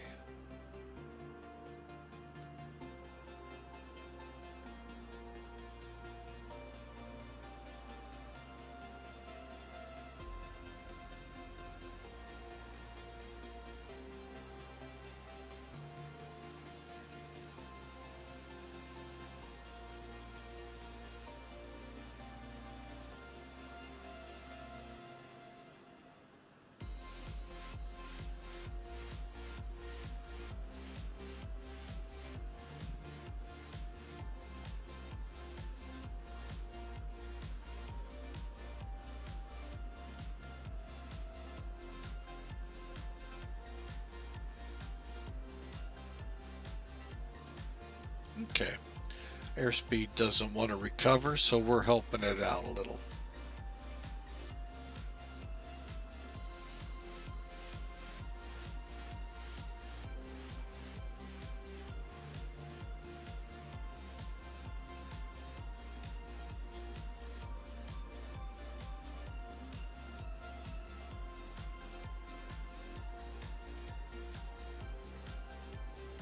Wow, the true airspeed came down. We must have some wind here.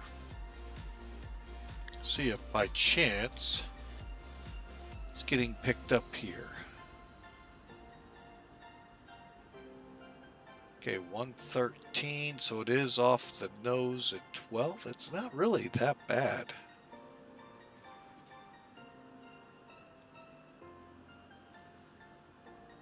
Huh.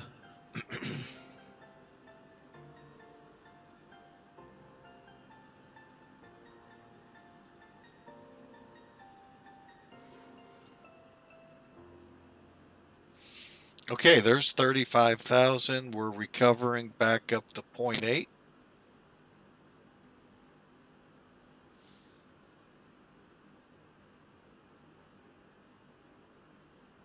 I'll let our center tank drain down under 1,000 slightly before we turn off the cross feeds again to the outer engines.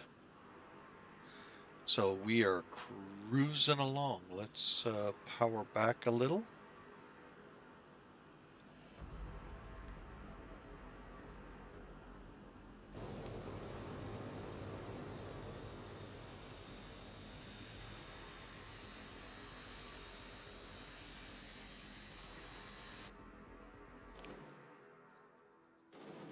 Well, it's not crabbing, so it's a pretty decent true flight there, folks.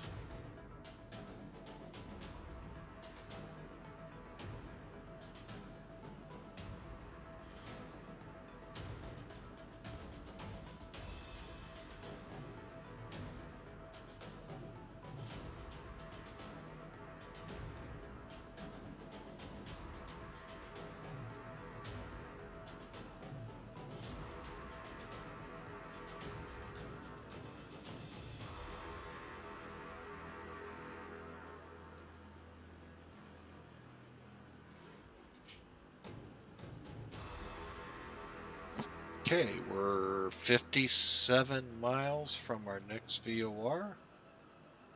Folks, we are tracking pretty true. So, we're back up to 470. It's slightly building speed again, so we'll drop that.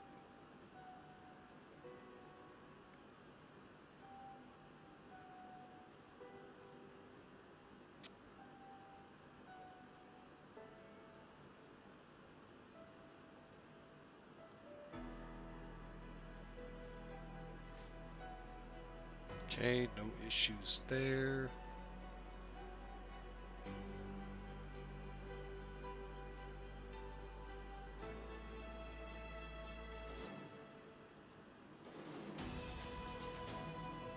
Okay, we're just gonna track on, folks.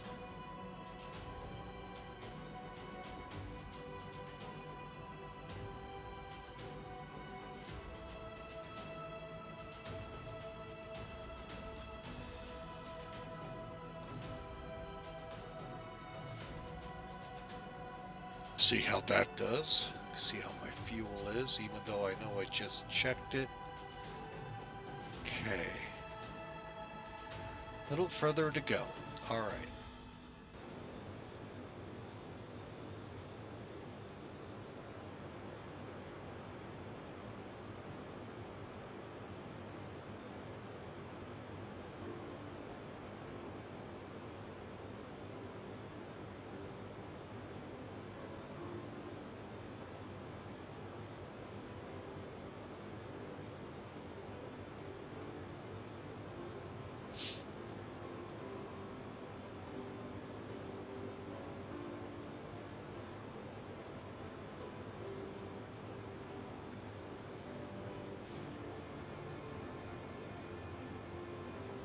Right side, folks, an hour and 45 minutes.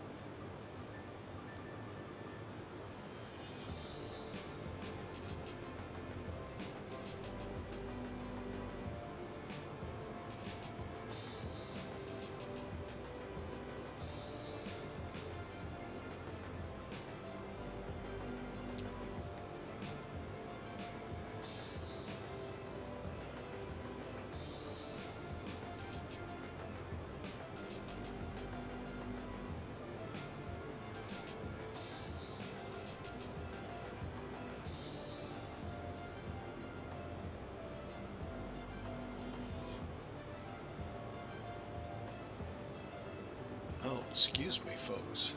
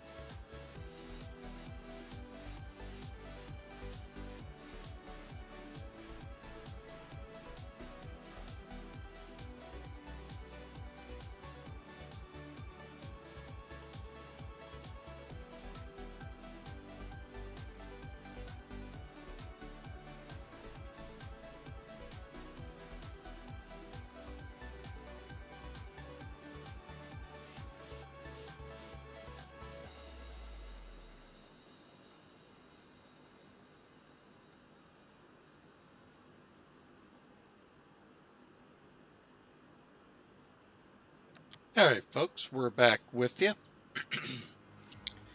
Trying to get a read of what we just came. Oh, I set myself up a little too far ahead. Hang on a second.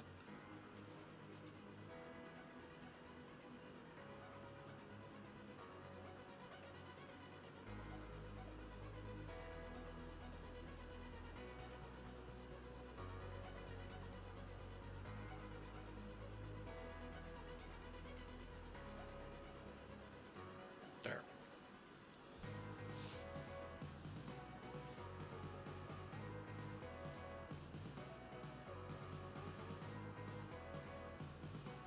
A little too far out, it looks like.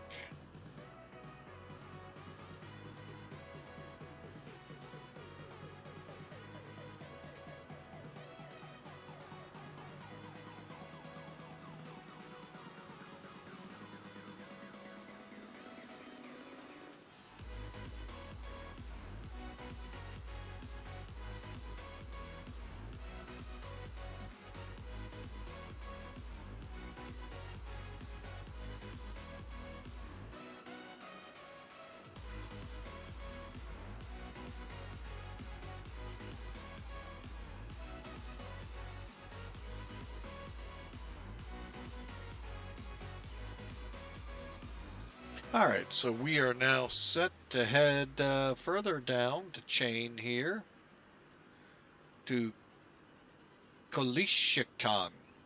I'm knowing more than likely I pronounced it wrong, and I apologize, Mexico. Let me see if I can't pump that up any. Keep us right at 0.8.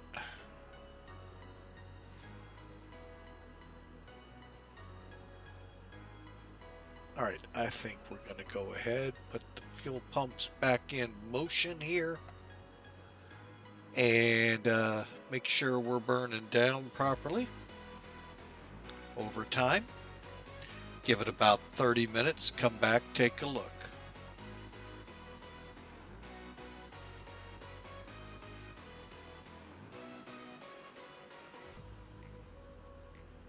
Curious. Nothing, and we'll see. All right, folks, so we continuing on. So about an hour and a half-ish to go. Looks like we got a VOR trying to come online.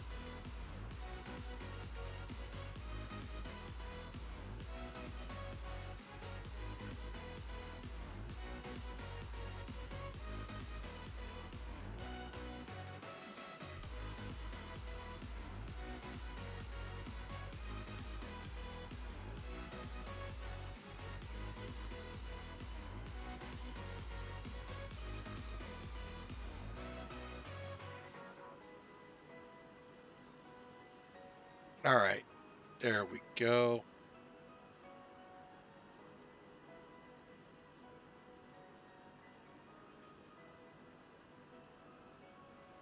"43 miles away from Klukin." And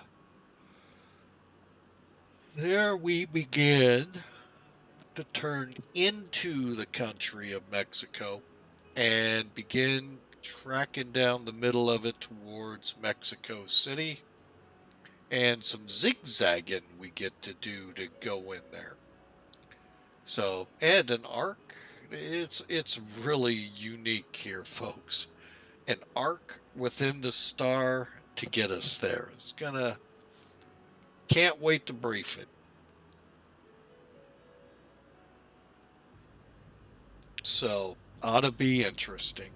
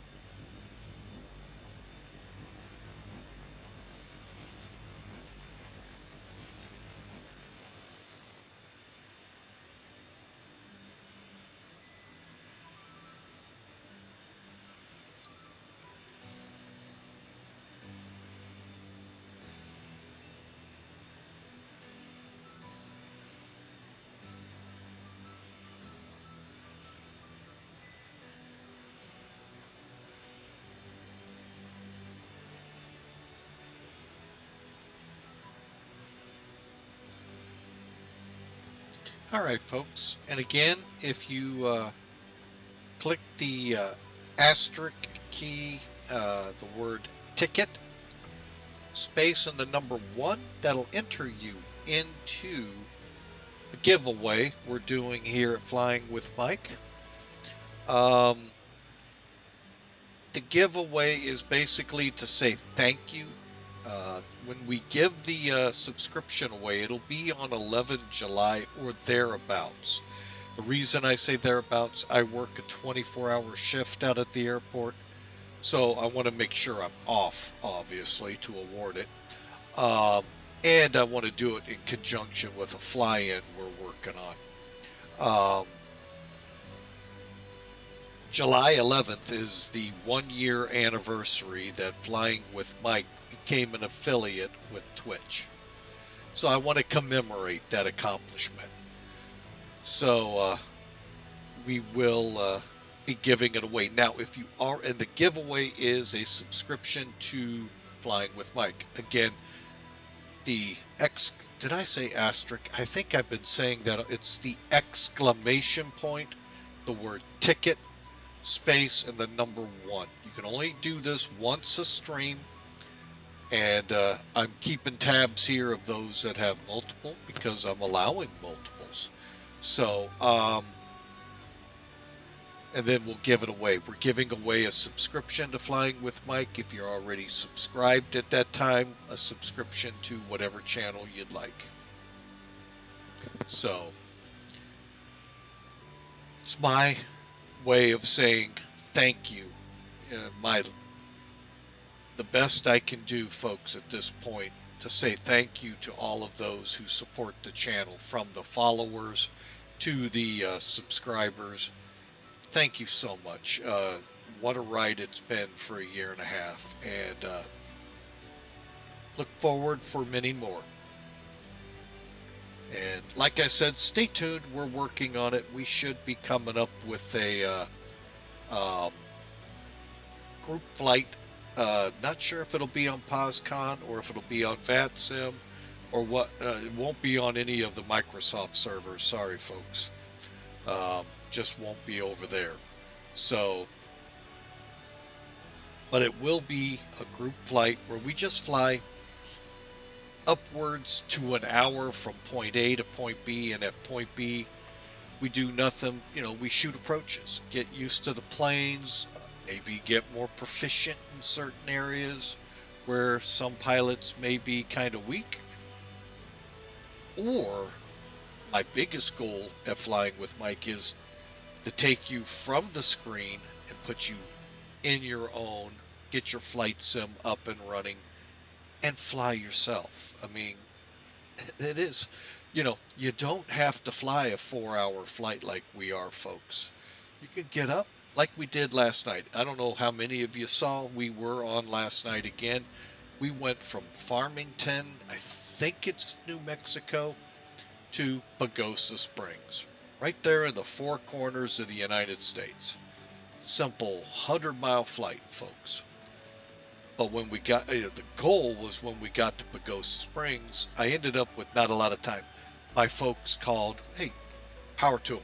And that took away some time for that stream.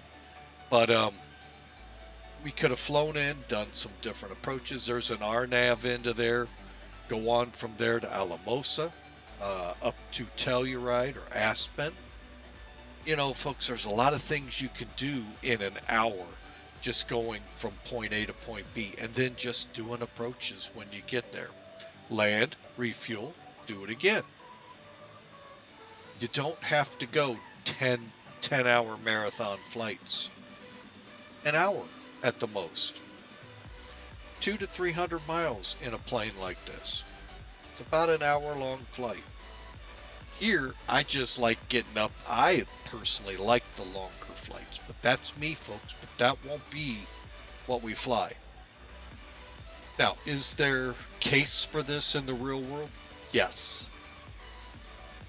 The U.S. military, I can only speak for, routinely has their pilots fly from other bases to other bases and shoot nothing but approaches there. Why? Because they get complacent and know, well, if I turn at this farmhouse, I'll be right on the numbers in their evaluation. So they send them to different airports so they don't get, looking for that. Although that's great in certain situations, most situations, that's not a good idea. So it gets them used to different approaches, different angles, everything. Lengths of runway, and such. And, we can kind of learn from that. We could fly, hypothetically, Omaha to St. Louis. That's about right at the maximum 1 hour. And then just shoot touch and goes. So, or go out, shoot an approach. That's why I want to find a place where it's not busy, so we can go in and just have fun.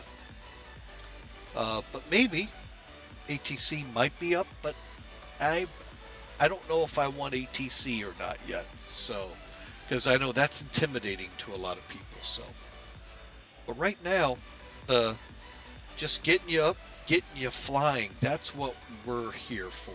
We want to get you enjoying what you watch. Get you behind the throttles, the stick, the wheel, and go up. enjoy it. It's fun, especially landing.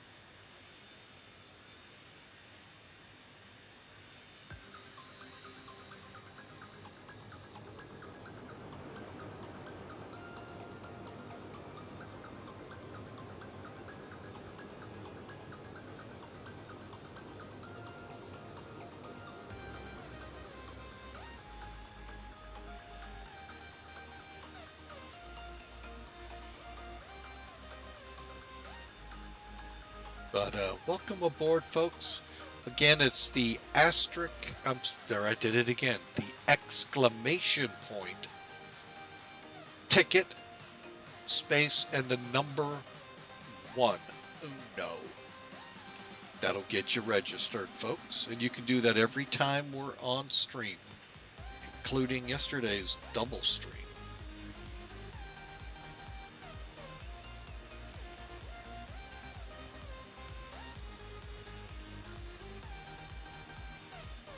Also, folks, you want to learn more about these things, can, join in the chat or whatever, head over to our Discord channel. There's an invite for you. Love to have you over there. Love to chat with you on and off screen, be it text, be it voice, however. And would love to be a part there. So it's available for you with the invite. Currently 1 hour, 20 minutes out of Mexico City. The next next big turn we do, folks, will send us into the middle of the country.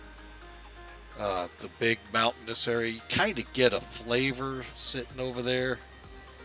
And the volcano that's outside of Mexico City. Yes, I said the V word, Victor. Not Victor, but volcano.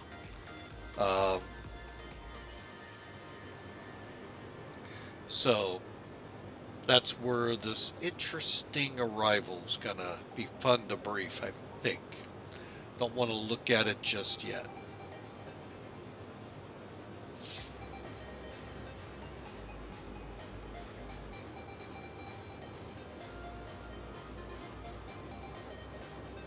And hopefully here in the next few flights we'll get POSCON figured out what I'm doing wrong. Because, it is so aggravating, folks. Saturday or Sunday, or maybe one flight each day, it worked flawless. I came up, filed my flight plan, did whatever I had to do, put the plane there, boom. Squawk code, boom. We got the flights approved. At the end, perfect flight. Hasn't happened since. So it is what it is, and I'm not gonna dwell on it, folks. We're just flying now. We're not getting credit on POSCON, but we are for Guardian Air.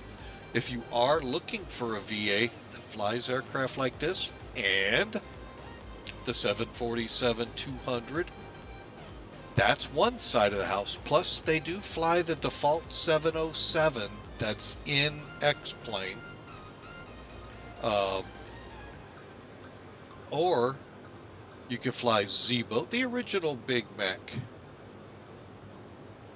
Oh, me too there. Looking forward to X-Plane 12. Yeah, can't wait. These little teasers they're throwing out. What do they call them? Where'd it go? I just had one. Where the heck did I see it? Oh, I know where I saw it. Dang it. They talked about what kind of default ATC they're going to have. Here, let me see if I can't grab that link. Put it up there for y'all. And you all can go look. Now,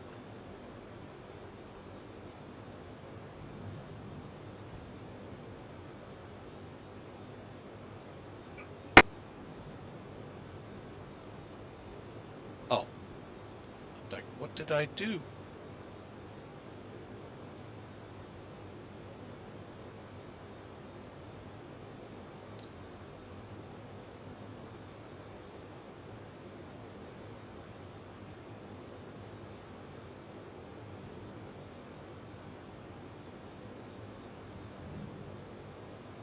There, I've got it up in the Discord channel.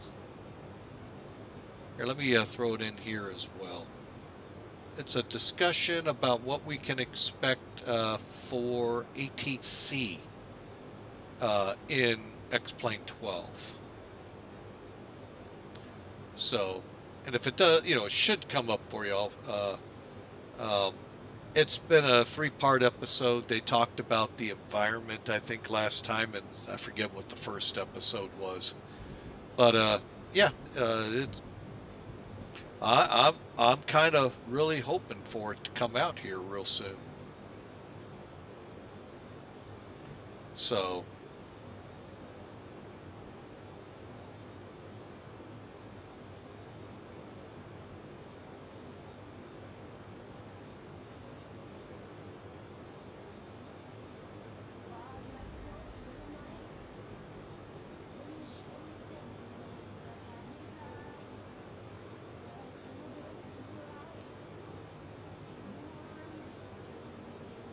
all right, get some music going here. All right, we should be closing in on that fix.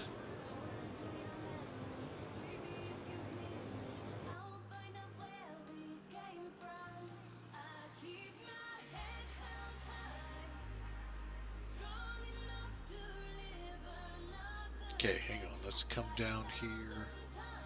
Let me make sure.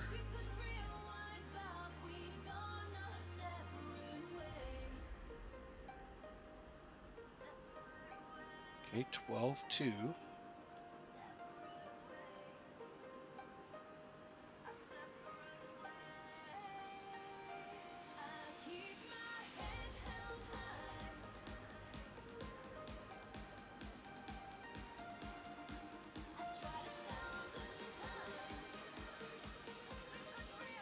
All right. Not 100% of the heading. Looks like a 94. Let's see. Go. We'll just keep things set up. This is set up now so that when we cross, we'll be on that next radial to Durango, Mexico. And from Durango, we then track towards Mexico City. Let's see. I don't know if I've seen a METAR yet or not for Mexico City.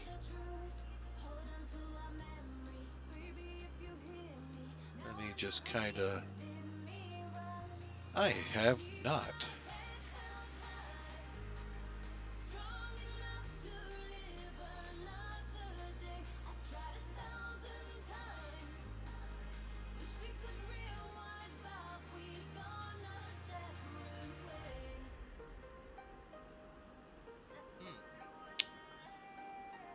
Route's working.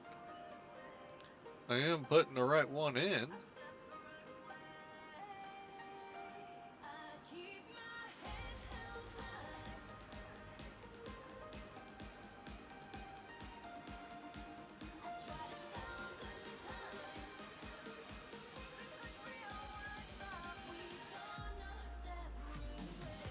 MMMX. It is weird.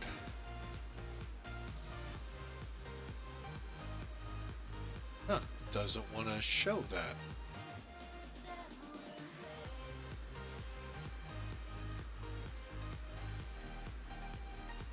Oh, I figured it out. Dang it. Always helps to put the word METAR in front of it. Alright, so as of 1756, okay, coming up on about an hour old. 5-mile visibility,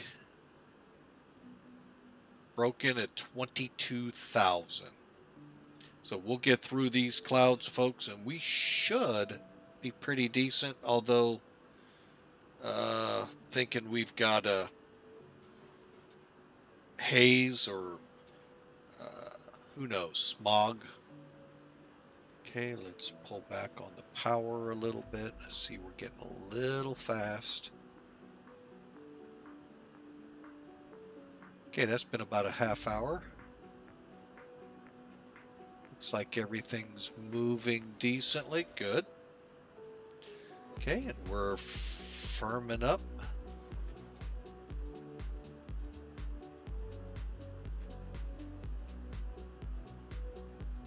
Hang on a second. Make sure we're on the right one. 12.9.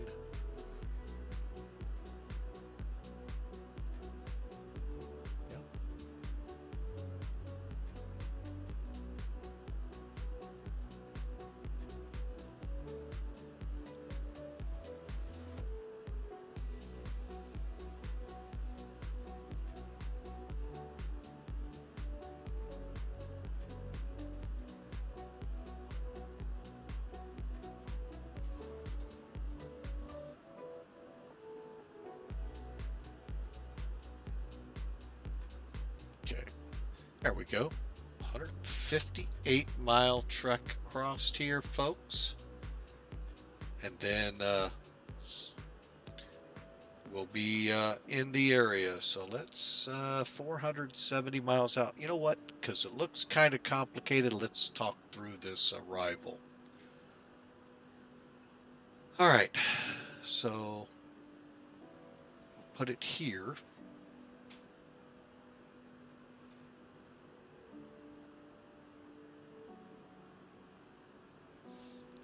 All right, we're coming in on the Darren 2 Alpha arrival. All right. Real quick, it is an RNAV, folks. Now, technically, we're not supposed to be flying this. This type of aircraft would have been on a more standard VOR and NDB radials and all of that, instead of fix to fix to fix to fix. Now that we have an FMC on board, gives us some of that ability. So we're going to bring that up, because I don't think I put this in there. All right, so we are on the Dara 2A. We're going to go IL. That's a good question. Let's take a look at them real quick. 5 right. Let's see what the Zulu looks like. Comes off of, for us, Sutas.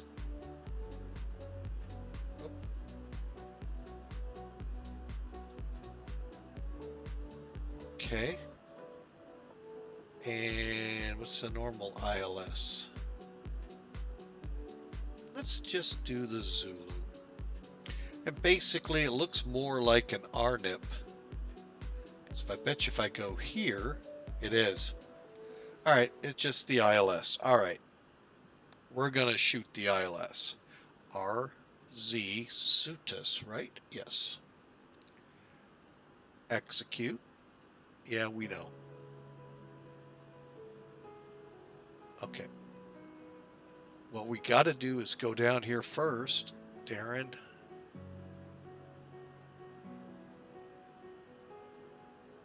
And come back. Hang on a second. Come back to our first fix is 750. Execute. We're going to go through these again. Okay. All right, so our first fix is 17,000 feet and 250. You know, it was funny. When we were setting up about a year ago, well, maybe a little earlier than that, we were flying Paro in Bhutan, one of the most dangerous approach out there. It's pretty tricky, folks. A lot of pilots were telling me 17,000 and 250 are not a good combination, yet I've come to, holy crap, this is like the 3rd or 4th airport where I've seen this. And on top of it, we're going into a 7,000 foot MSL airport elevation. So I don't get it. But anyway, So as we now have our FMC set, so 17,000 at 250, we're going to drop to 230 at 752. Holy mackerel. And we stay at that until Almas. Holy mackerel. Again, mind you, folks, keep in the back of your mind, 7,000 foot airport elevation. So we're really 10,000 AGL. Always keep that in the back of your mind. Otherwise, this really blows you away. Okay, so 14,210 at Almas, 12.5, 190 at or above 11,000. Now, if you haven't really seen it on the chart, okay, look at that, 18,000 feet. So we are kind of zigzagging our way around high altitude granite, and with a 22,000 broken or overcast ceiling, that's granite cumulate possibly. So we want to make sure we're avoiding it at most cost. Okay, our initial fix for runway 5 right is SUTAS. Okay, that's at 11,190. Okay, so now let's switch over to the ILS. You can see all that high terrain back behind us. 11,000 to 9,700. Okay, that's fine. 900, we got to be at 8,900 feet. Perfect. And then we shoot the approach. Okay, so there's the star portion. Now let's talk the ILS. Okay, very simple. It's 109.1. Final approach 55. And again, as we've observed, MX 900. 5 miles from the runway, 8,900 MSL, 1,608 feet above sea level, or above ground. 8,900 feet MSL. Decision altitude, 7566. That's what it will read on our altimeter. Over here, it's 274, so I'm dialing it. We'll call it right about there. Bump it up one for safety. Okay, missed approach. You can see it drawn out here. Basically, it's going to bring us to Volun.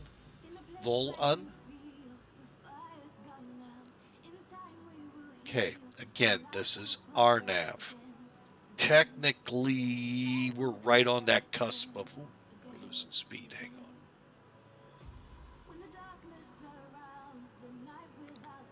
All engines going, good.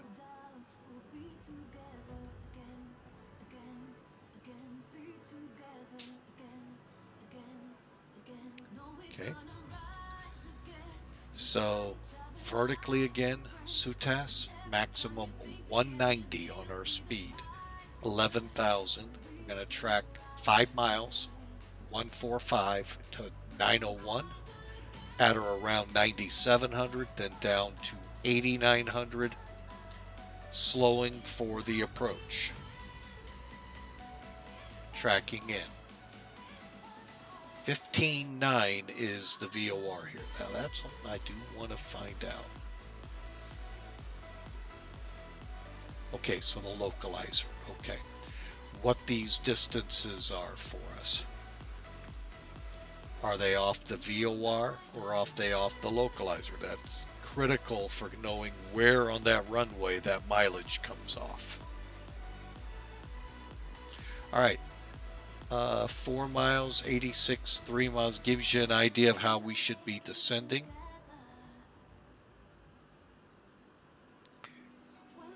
Timing, we're going to probably be the 140, so it's about a 2-minute run. Pappy's on the left-hand side. Now, we got to be careful. There is 5 lefts right next to us. No taxiways separating, so got to watch for that. 5 miles visibility, so we may or may not see the runway till we're in over MX 900, maybe. Half-mile visibility, we're good there. 75, 66, or 274, we're good on both of those, so good on the landing. And finally, let's get this out of the way. Let's bring in the speeds for landing. 30 on the flaps, reference 130. We'll try to come down at 140, no faster than 150. Okay, folks, so there you go with the brief. Let's set those bugs. Look at the nice moon out here, folks. And let's get set up. Like I said, it's a tricky approach. It looks like we're zigzagging around some high terrain.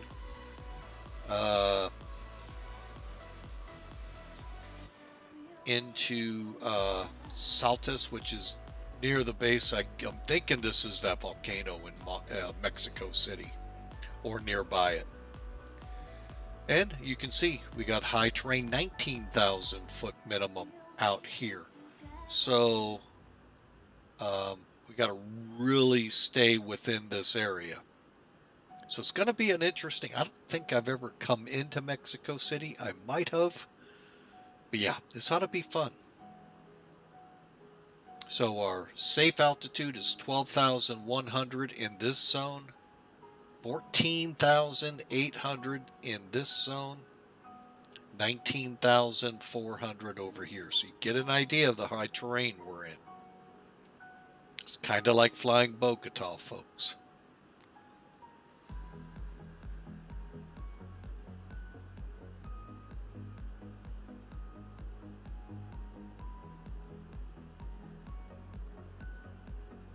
Yeah, fuel's going good. Pressurization looks good.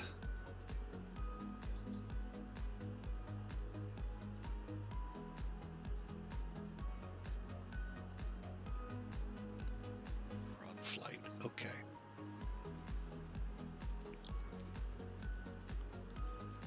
Okay.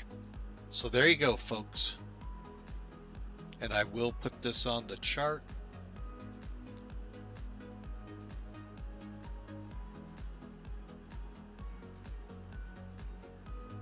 Got a little ways to go before radios.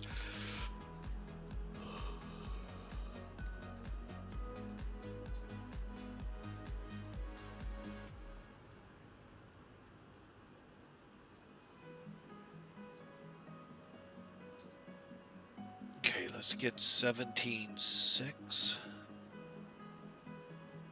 That'll be our next big VOR.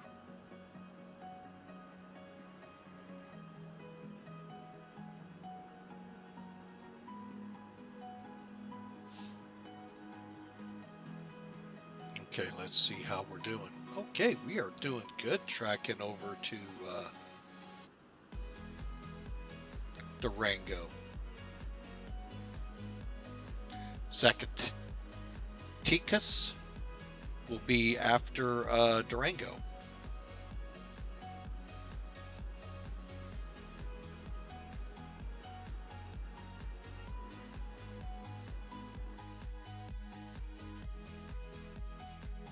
A little bit on the crabby side, folks.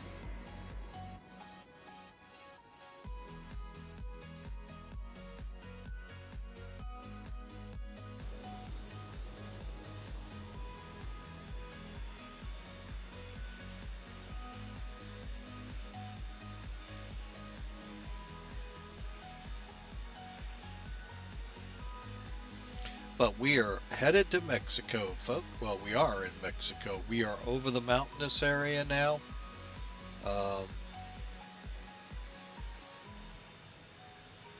So we should be, well, 1 hour. Actually, yeah, 1 hour we'll be there.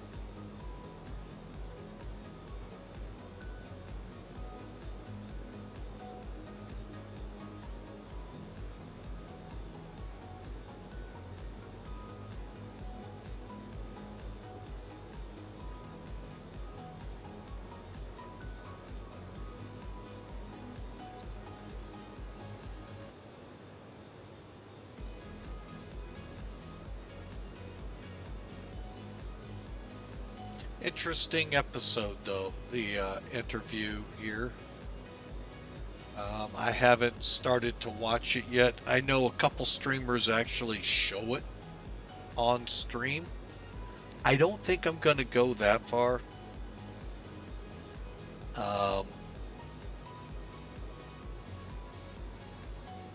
But y'all have the link in there, and if need be, hey, here's the invite. Head on over to Discord. It's there. It's kind of a... I mean, it's interesting the talk of default AC, because I'll tell you right now, a couple of times I've tried it, it is the... I can't figure it out. So hopefully they make it to where I can at least figure it out. Worse than POSCON. No. Just kidding, folks. It just frustrates me the way 2 flights earlier in the week worked fine. 2 flights on stream with y'all, they go bust. Who knows? So we'll just keep going on our merry way to Mexico City, and if it records, it records. If it doesn't, it doesn't, and we go on. Nothing lost. Guardian will record the flight, and all is well. If you're looking for this 727, folks, there you go. As I indicate there, once you buy it, 2 things you got to do. And I know this kind of rubs me raw with FlyJ. 1, you got to update it. Should come to you the latest update. We'll give them that one. 2, get rid of the XTCAS folder. Just get rid of it when you put it in your sim.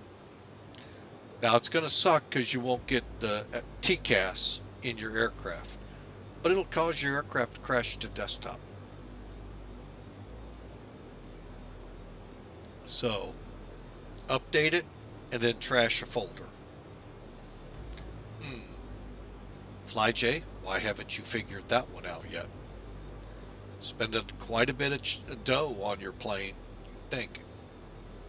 So, but anyway, other than that, folks, great plane. I mean, there's some other things I could complain about aesthetically about it.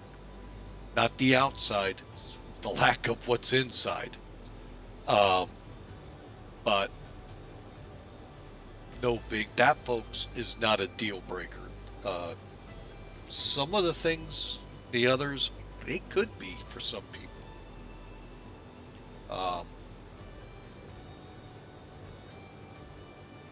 So hopefully they'll have a fix and all of that'll work right like it should. Am I holding my breath? No. Don't think I have enough air to wait that long.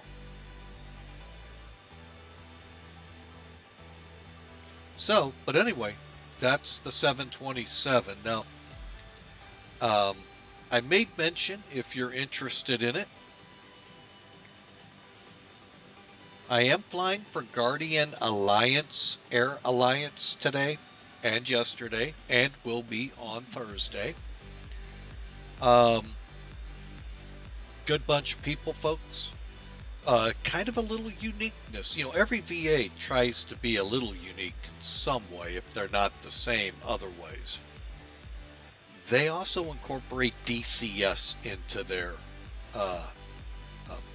bill of goods, if you will. Their cargo side of the house is Atlas, and they kind of set up for different deployments they're getting ready to do and stuff like that. Pan Am, we move the peoples around along with TWA. So, but the whole fleet of TWA is not there, nor is the whole Pan Am fleet there. Not saying numbers of aircraft, types of aircraft. So, overall, it's they got good technology. They are building, rebuilding, building, and folks, I enjoy flying. I've been there for the last 3 or 4 months. So yeah, give them a try if you're up to it. You know, there's the website to check them out and make your call on your own.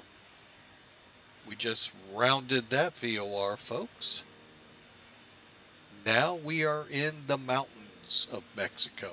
Still much like a desert below us.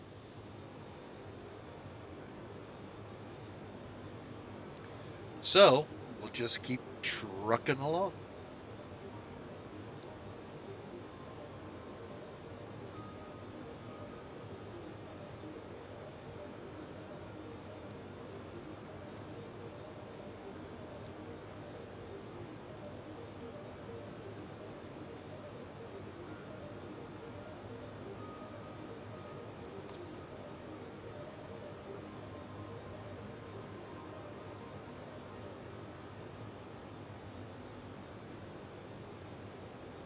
And one last thing to bring to your attention here as we continue now down towards Mexico City. Exclamation mark, the word ticket, space, and the number 1.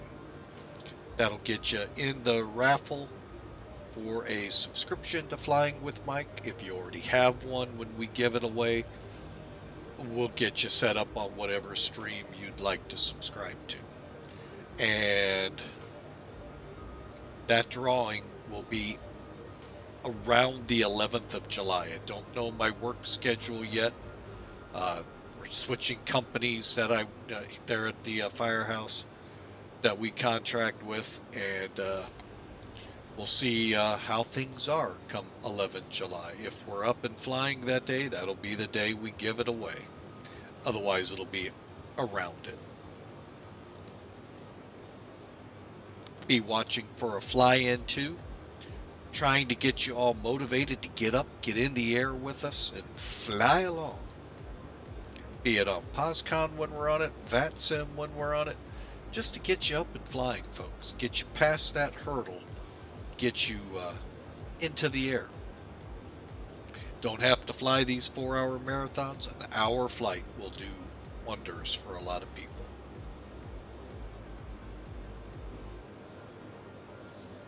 So, anyway, just wanted to bring that to you again. It's the asterisk. I'm sorry, I did it again. The exclamation point. The word ticket. Click space and then the number 1. No. And that'll get you registered. You can do that every time we stream, folks. And I'm keeping a running tally here on the old school way, rock and chisel.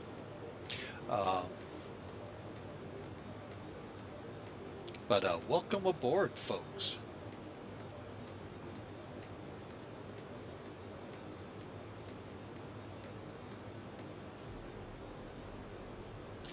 So we are on POSCON. It's a network similar to FlyJSim, except a little trickier to get up and running properly, because last 2 flights we've had troubles again with it. 2 flights prior to that, and we weren't streaming. It was fine. So I wonder, common denominator? No. So I don't know what I did wrong, folks. Obviously, it's me. I used to work a IT help center. It's always the other person. It's never our system, folks. Our system is golden. So,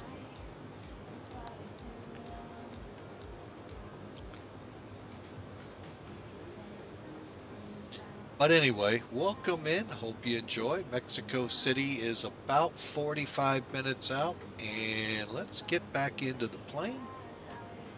Do some checks here.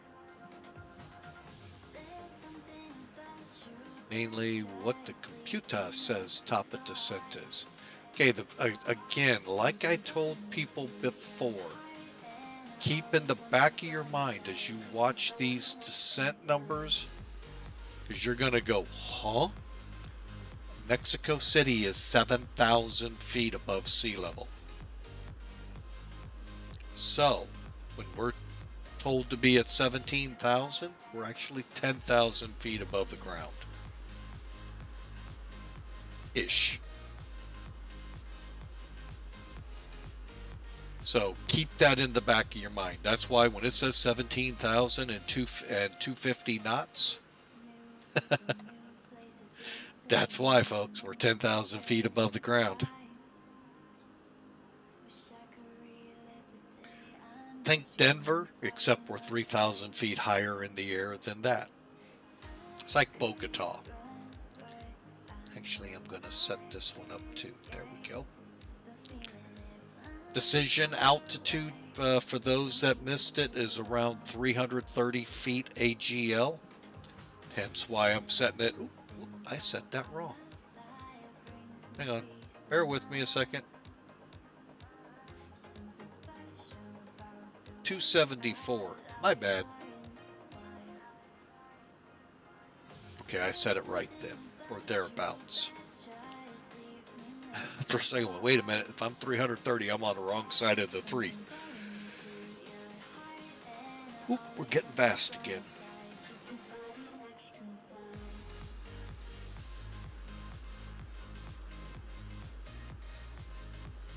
Okay, we'll let it slow down from there.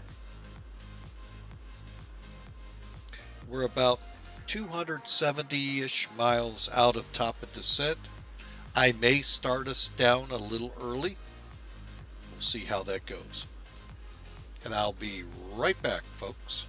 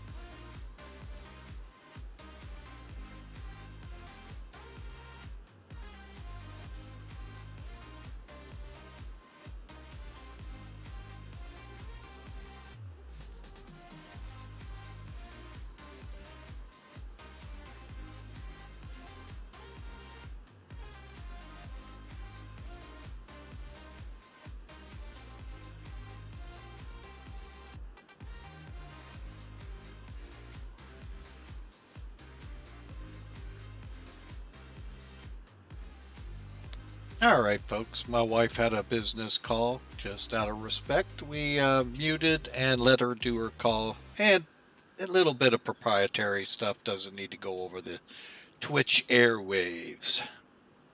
All right, folks. We tried again to reconnect with POSCON and make it work. It didn't. Oh well. Life goes on, as I always say.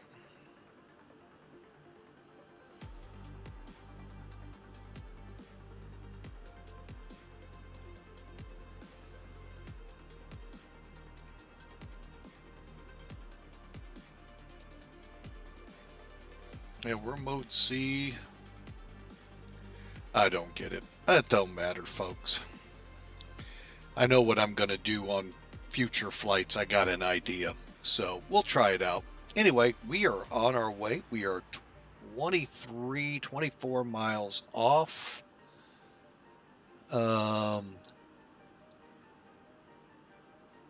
Zacatecas. We'll call it Zacchaeus. No. And heading for, I ain't even gonna, what do we got here? Quarantino? No. Querétaro. Boy, I really don't like flying in other countries because I butcher names so badly. Which is very close, though, folks, to where we'll start in on the arrival. Okay, so let me turn that off. So you can see there's Darren, and we'll be down to 17,000 by these points so we can get in here and around the high terrain as depicted on the arrival chart, which, by the way, didn't show up. There it is. So anyway, you can get an idea of what we're flying into down there. I know out here it doesn't look too bad. So let me get outside the plane again. But we'll be starting down here shortly, about 100 or so miles away. And so with that, let's start working through some of the... okay, we'll turn the seatbelts on, the anti-ice lane. Most of this is afterwards, but we'll begin setting up the pressurization center systems and all that for the descent. All right, so, you know, we haven't looked at it much, folks, but let's bring it up. See, it is showing we are in some mountainous terrain, at least off to our right, but it really isn't showing up well here on X-plane. Not really at all. So, well, we'll kind of get into Mexico City and see how that looks.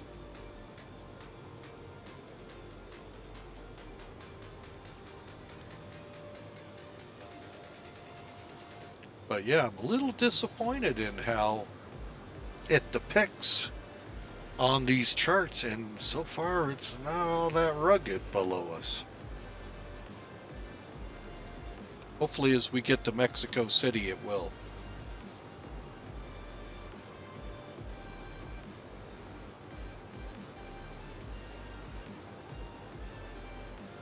But to all, welcome aboard. Thank you for giving us a try. We sure appreciate you. And don't forget to click that follow heart. We'd sure love to have you follow us and be with us. Our next flight is Mexico City to Houston, Thursday. Also, we'll be on POSCON. So hopefully my little idea will work, and some people can go, no, you need to do that. No, you need to do that. Be doing this. Be gone. So,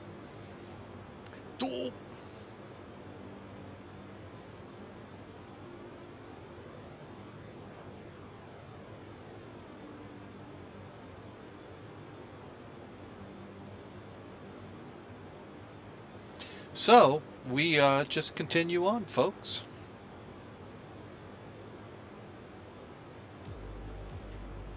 All right, let's go ahead, hop in. Let's see how things are looking inside the tree holder. And we're not getting... Don't know why my cameras lock up like that. 134 miles out from top of descent. All right, let me look at my radios real quick. Okay, 17.6.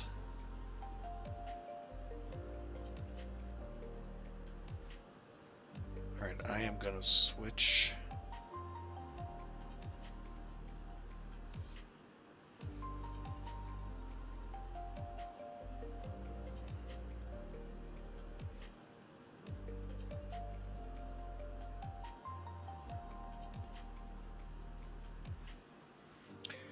And then I'm going to begin looking again for my ILS information. Hang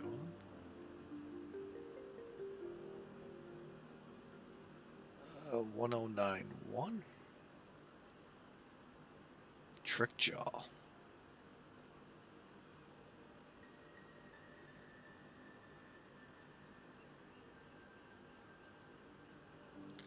All right. 15.9 is our Mexico City, and this is got to change.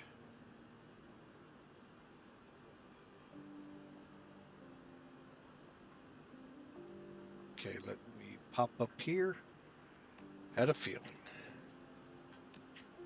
There we go. All right, folks, we are about ready to start our descent.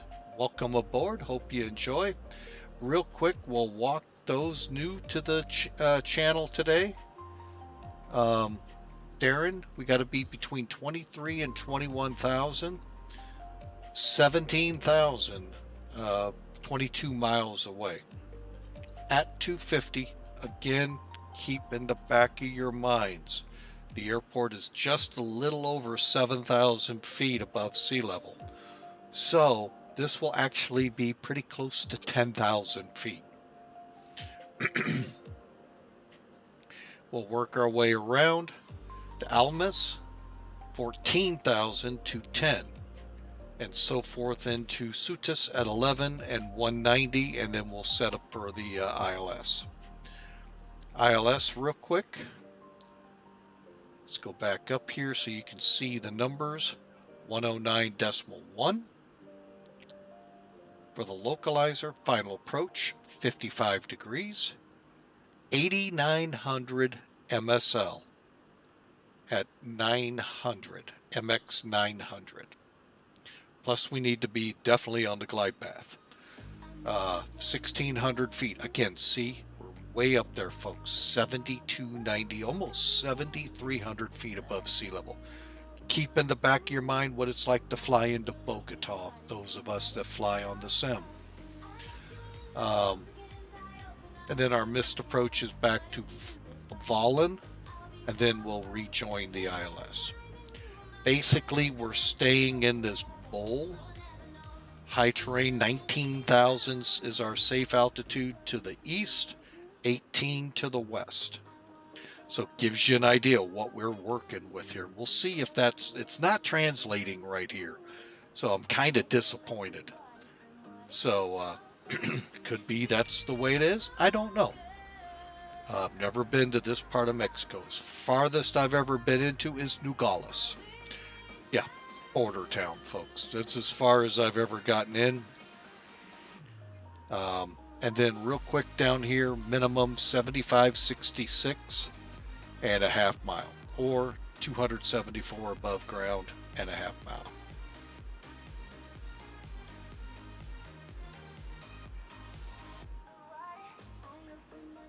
Okay, so let's punch back out here. And one nice thing about NavGraph charts is you can superimpose them over your routing so you can see how they're gonna work into here. Did I put that on there? Let's let's do that. There we go. All right, just making sure. And we're gonna try, like I said, something new with the problems of POSCON and me and all. It's, you know, even though I worked in IT center, folks, help desk, you know, our common answer to people was user was the problem, not our system. User error. So I'm going to take it the same way here. All right, so we should 90 miles. Okay.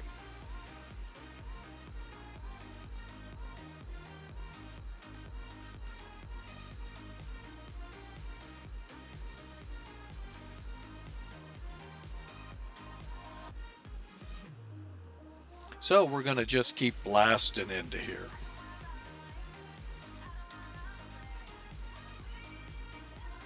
And for those interested in the 727 from FlyJ, here is a link and a caveat with it. It's a good airplane, folks. Keeps you on your toes. You're working 3 positions, 3 postings in the plane. But as the chat says, if you purchase it, make sure you update it through the Skunkcraft updater. If you're not familiar with it, real quick, what you'll have to do, come up in the sim in like the Cessna 172. Update everything that's under Skunkcraft. Close it, reopen it, and you're up to date. Also, if you're suffering from crash to desktops like I was, get rid of the XTCAS folder. And FlyJSims, might want to look at that. It is your system in that case. Anyway, so we're on our way.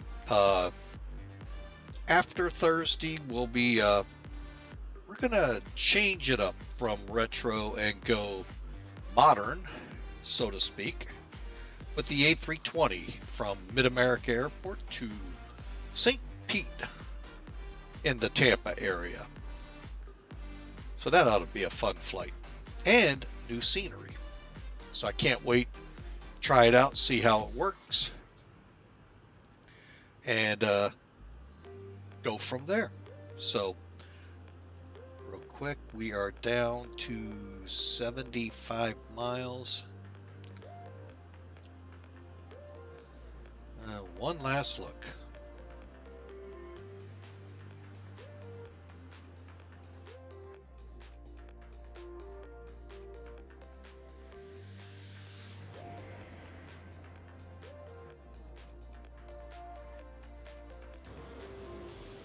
Yeah, I'm just not seeing the ruggedness here, folks, that, I don't know. You be the judge. Just don't look that rugged down below us, unless it's just denoting that because of altitude. That's a possibility. But it looks a lot more rugged here than here. I don't know. Call me silly. Just don't call me, call me whatever you want. Just don't call me late for dinner. Yeah, nothing. Hopefully, Mexico City will have the terrain we're expecting. The 10,000 foot high mountains around it.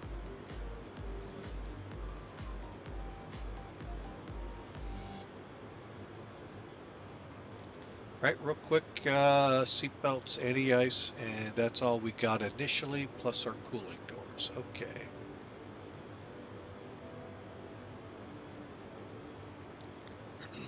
I don't know, just a little bit of a letdown. It's got to be just, that's what it depicts with terrain at 17,000, or no, 7,000 feet, I guess. I don't know. A little bit more rugged up ahead of us. Not much, but a little bit. But again, never been to this part of Mexico. No offense, really don't want to.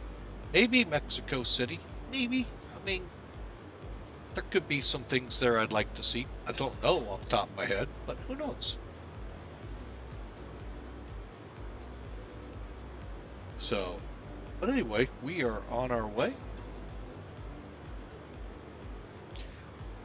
And let's see where Volanta has us. All right, this white airplane here, folks, that is a FlyJSim airplane. Volanta doesn't do well with, POSCON.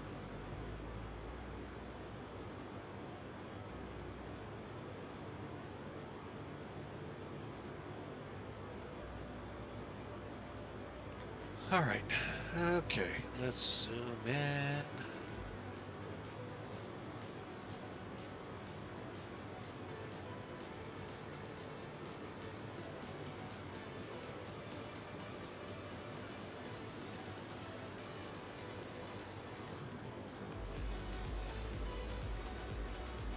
Yeah, see, now I'm looking at Sim Toolkit. The top of descent Sim Toolkit projects. It's after Darren. And we got to cross Darren at, what was it? 23 to 21,000? Yeah. All right, so let's hop up here. Where are we at? 40. I'm going to go ahead and begin setting up. We're going to drop down to 21. I don't see anything on the charts saying that's a bad move. Okay, and altitude select. Okay, and down. Now, one thing I don't know if you want to call this a complaint or not. It's one thing I really like Fearless when you set up your descents. The roller here has 1,000, 2,000, a notch in them. So you know what you're setting up for. Here, you're kind of guessing, hee-hawing around. And there you get a better feel of what you're setting. So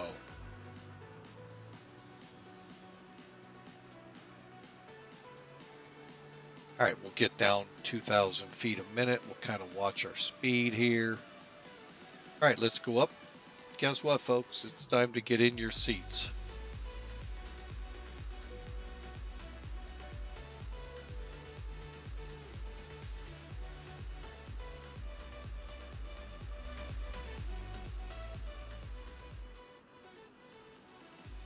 And once we get around Darren, we'll probably kill the music because it's going to could get quite interesting. We're starting our descent.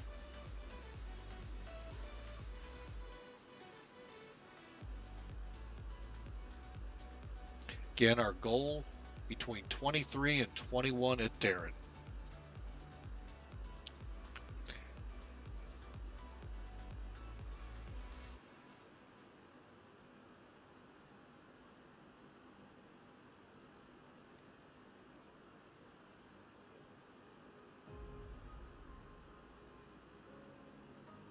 Okay, I'm going to make sure, but I'm pretty sure I do have weather turned on Volanta.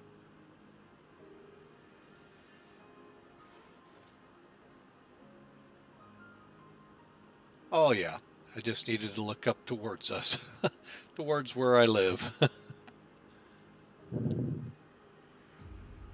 Here. All right, well, we're going to go ahead. You know what? Let's go ahead and just get rid of Volanta.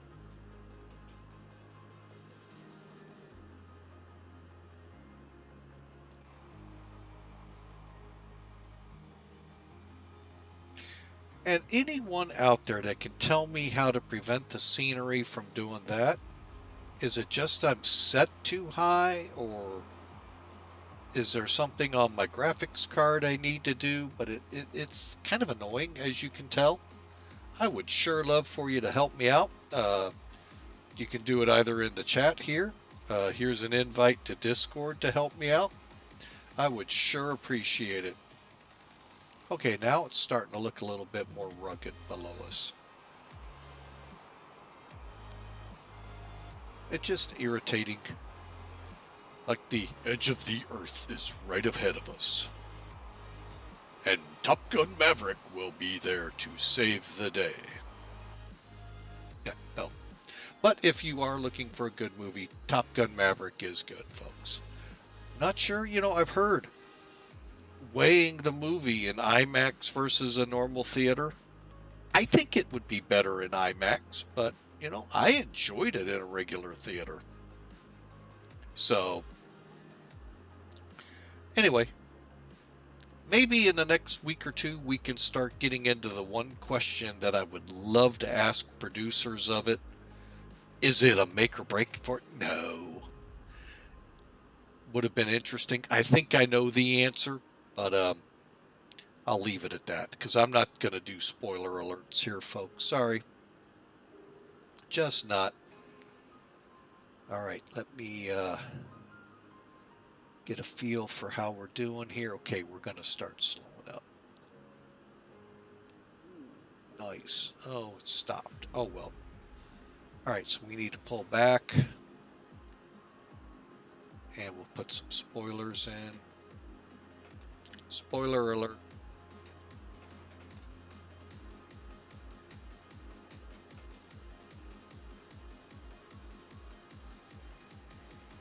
Ha ha ha. Like to play on words?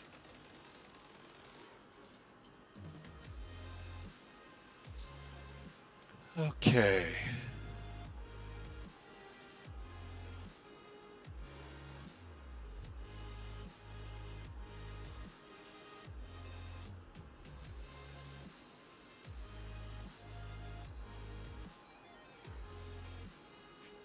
Distance out. Okay, we are definitely going to make 21,000.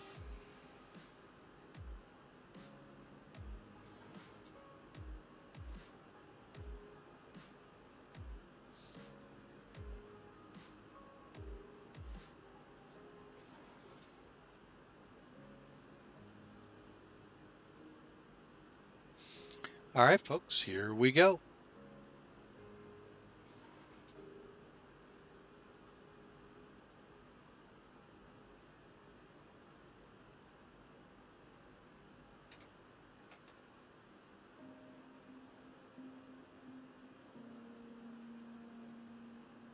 Again, those just joining in, we're coming into Mexico City. When you look at the chart as it starts coming up, realize the airfield itself is 7,300 feet above sea level. So you'll understand why speeds and all are as they show. I think, what did we just cross? Hang on a second. Did we just cross? Oh, we sure did. Okay, so we're in the final home stretch. There's 23. And I see some ruggedness ahead of us. Okay.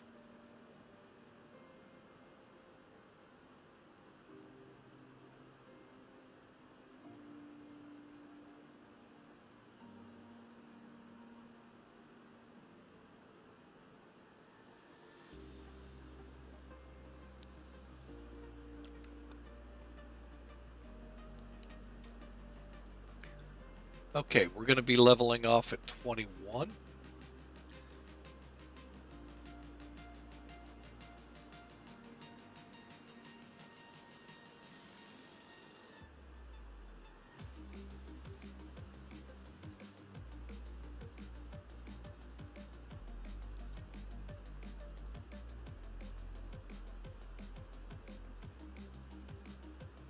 So, as you can see,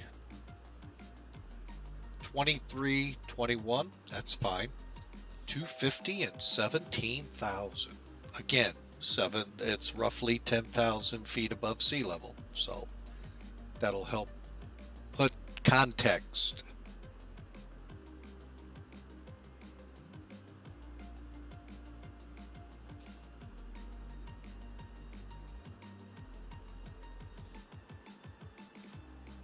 Okay, we're leveling off at 21, that's fine. Looking at about 20 miles we'll be running at this, and then we'll start our descent into 17,000.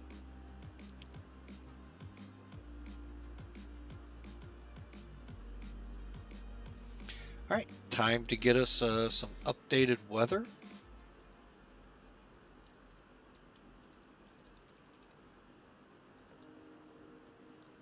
So we're looking at 3021. You know what? What's the transition here?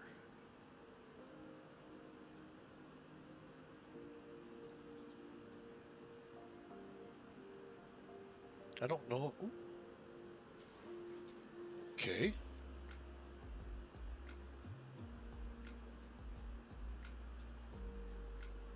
Right, not showing up here. CTAF though is 118.5. We'll get that readied.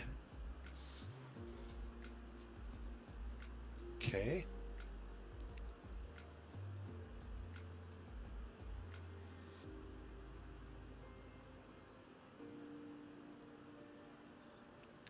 Okay. We'll keep it there for now. 15.9 we'll switch over to, so we have a generalized how far away are we. Okay, come on girl, get a little faster. All right, so let's open up some.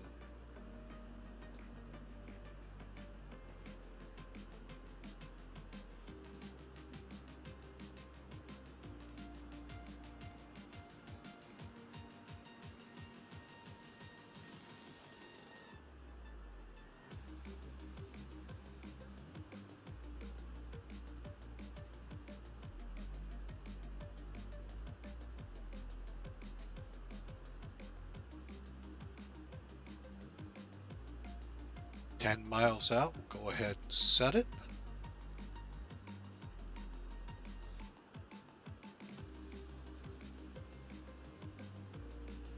All right, real quick, let me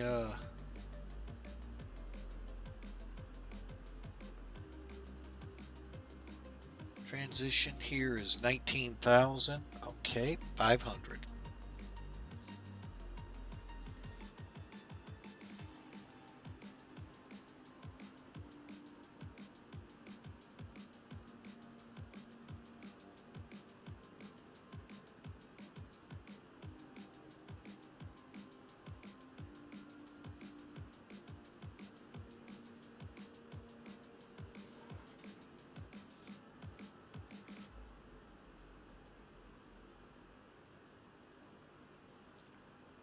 All right, let's get positive over Darren.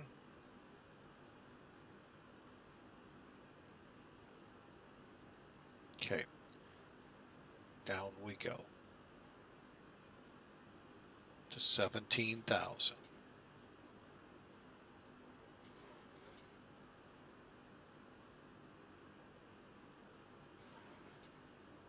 And we stay at 17,000, folks, for at least the next 3, I think it is 4 fixes, something like that. All right.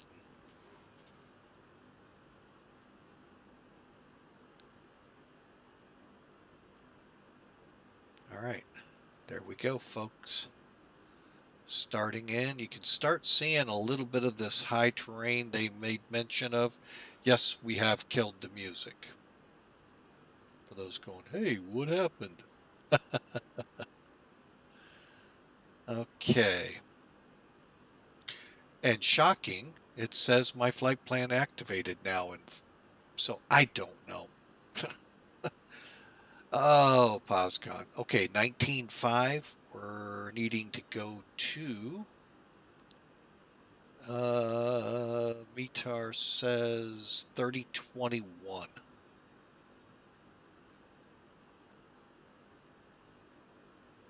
Okay.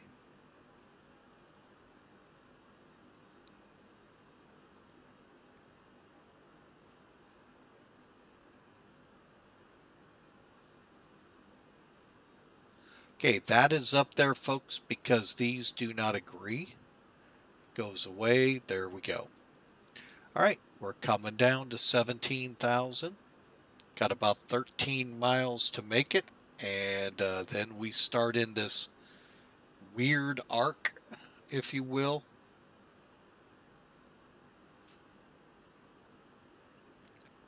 Working our way down to Sutas. Okay, let's go ahead, speed brake it. We got to get down to 250 by 750.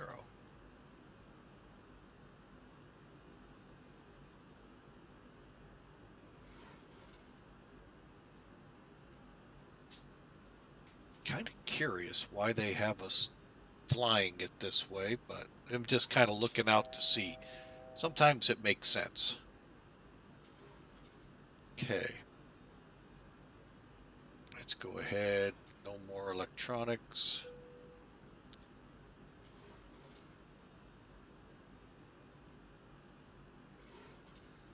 Okay, and we're coming into 250.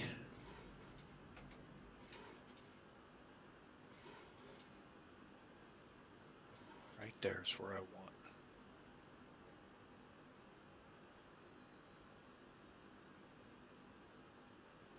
Okay, there's 17,000. I do not know why we're 100 feet off every single time.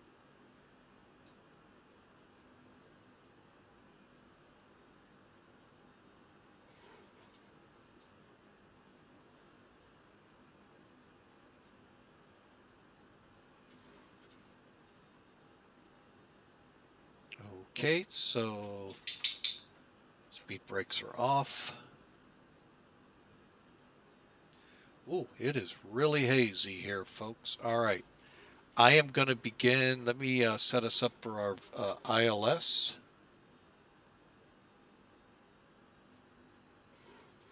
Heading.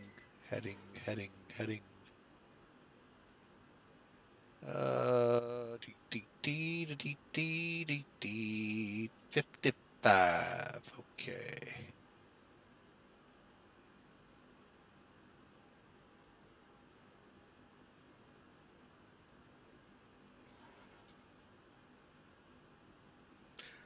Dummy.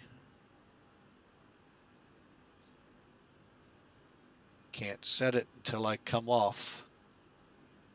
Okay, we can set it over here though.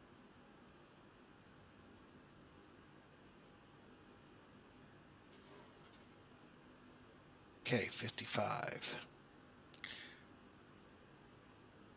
All right, 109.10. All right, there we go, folks. We are set up. Making our next turn here at 752. Maintaining 17,000. Very hazy here.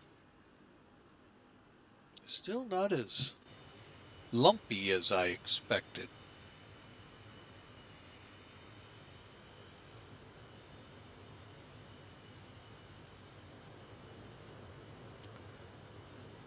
I can hear you. Get the ortho. It'll all come together. I need help with that, folks. I'll be honest right now.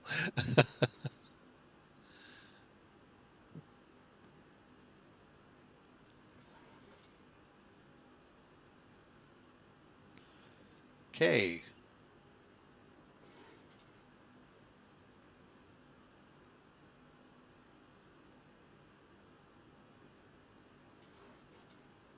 All right, so we're doing good so far, folks. 754, 756 is still 17,000. 250. Now, we have not turned the landing lights on. When we descend to 14,000, I'll turn them on then.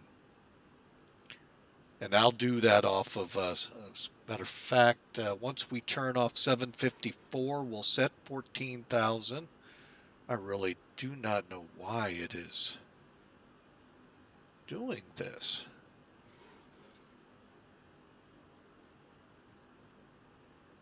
That is so bizarre.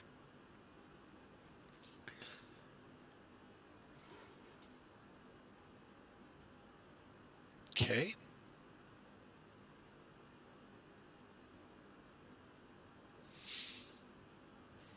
All right, we'll go ahead. We're over 754. Let's set for 14.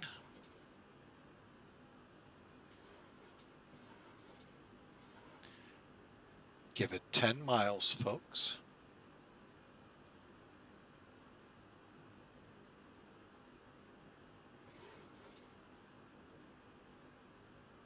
Okay, when we come off Sudas, I'll get us on that heading, switch us off the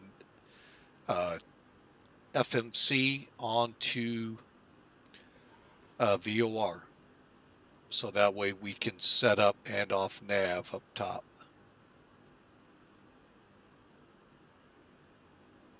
Pretty close to our heading, by the way, folks. A little off, but okay, let me back off power. We just really accelerated.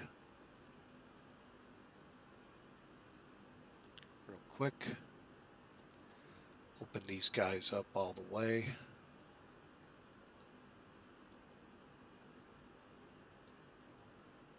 Fuel. Good. Okay, in case we have to make the run. Run for the bottom, man. Okay, there's the turn. Altitude select.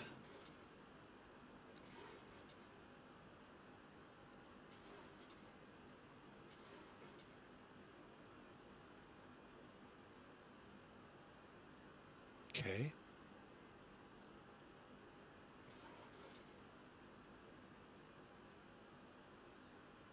Now we got to slow to 210, so we'll put in some spoilers. How we doing?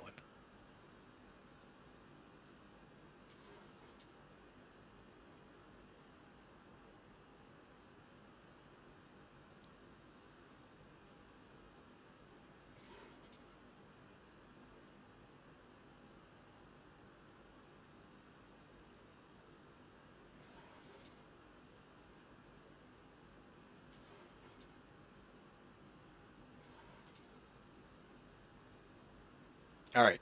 Wow. Wow. All right, let's go ahead, turn the lights on.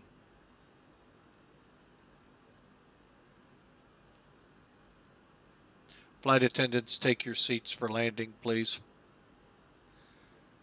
Set for medium.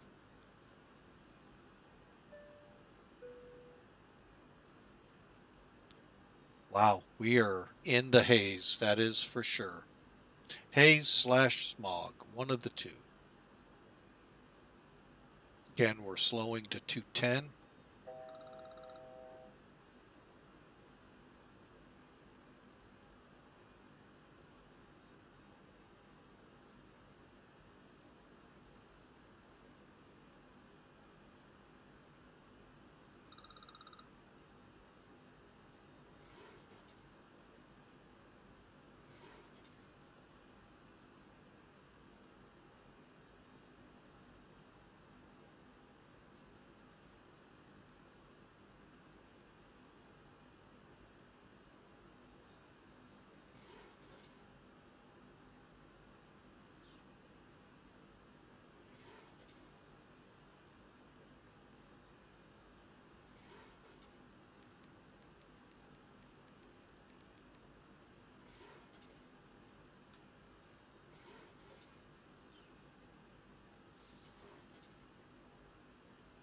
All right, folks, 210, 14,000, we'll make it, and let's bump in some power now.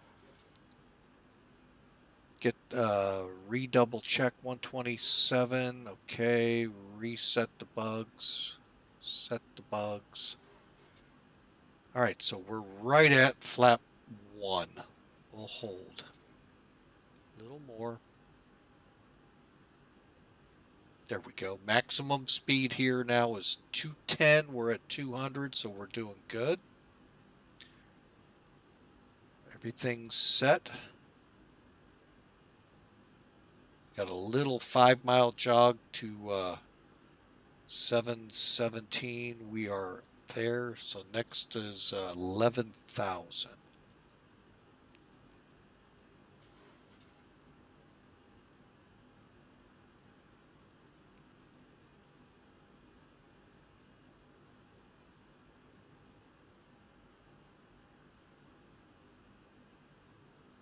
Hang on. Waiting for it, folks. When we make the turn, we'll start dropping to 11,000 and slow to 190.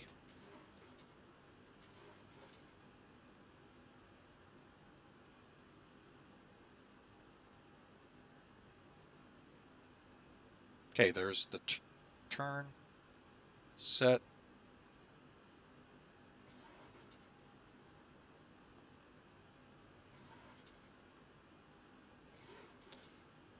About the same rate, I think we'll do it. Maybe a little steep.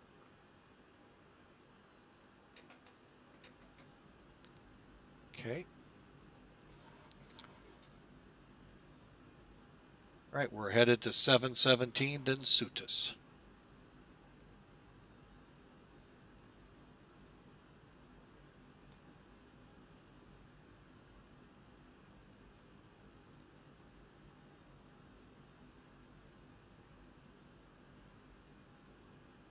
Okay, we need more speed brake.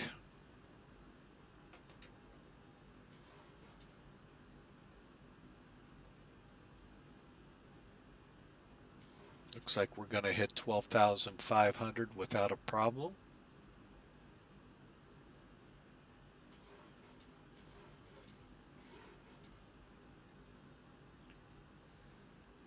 All right, so now we're headed to Sutus.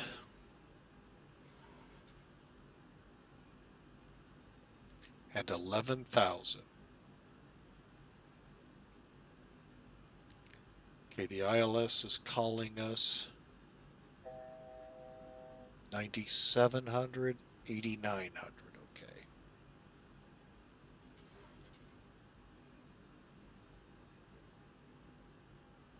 We should be coming on this chart here real quick, folks. Okay, we're leveling off. There we are on the chart.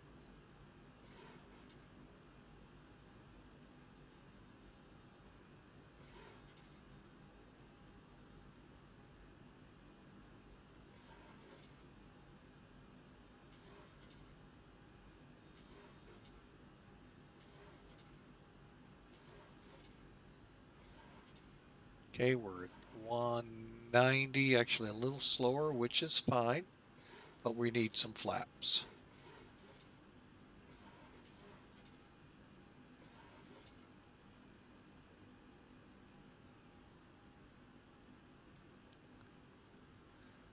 Okay, should be coming up on the turn. Right there it is. We'll descend to 9,700 feet.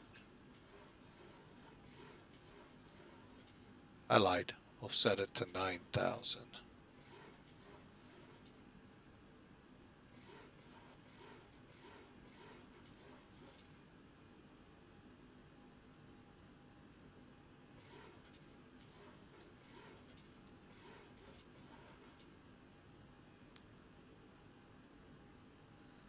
Oh, we're still on nav up here.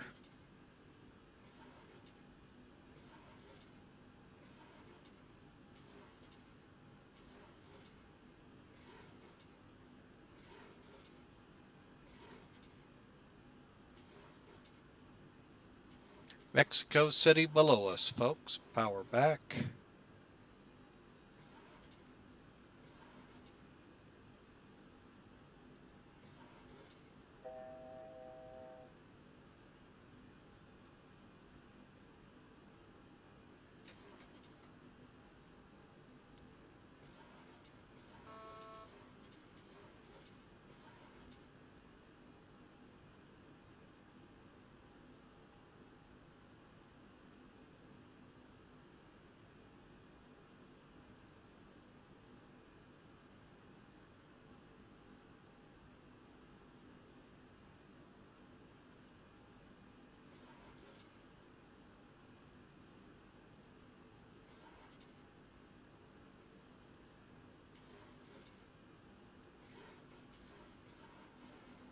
Okay, we're on localizer. Lights, flaps, gear.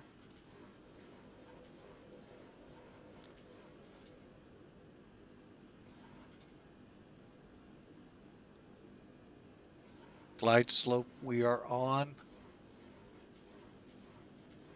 Mexico City traffic Clipper 22.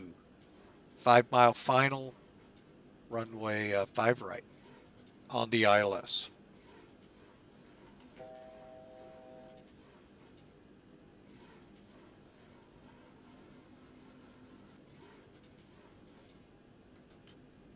Flaps 30, I think. Might be a flaps 25. Still don't have the runway in sight, folks. Although I think it's right in front of us, but I sure can't see Pappy's. Flaps 30, spoilers, gear, power, we're set. Got the runway.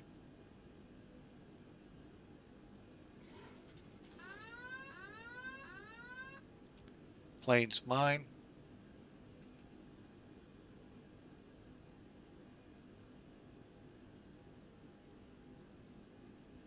Terminal off to the right there, folks, is where I'm aiming to park.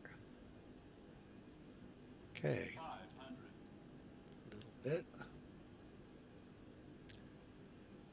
Didn't catch the latest winds.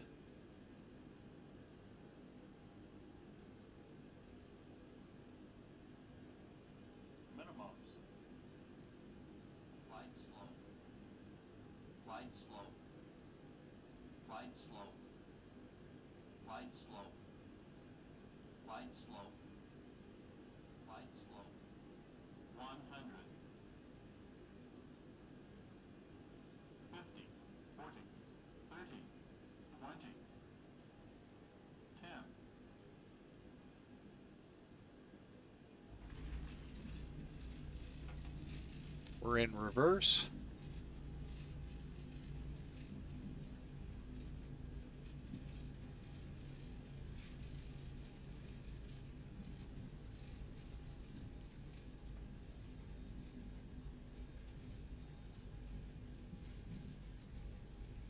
Think we can make this high speed? No, we can't.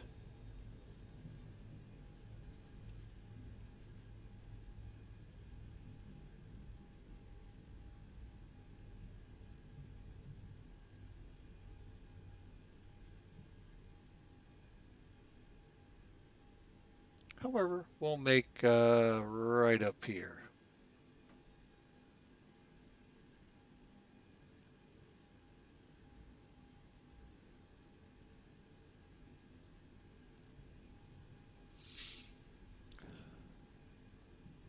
All right, folks, welcome into Mexico City. It looked like a pretty decent landing, felt like a decent landing.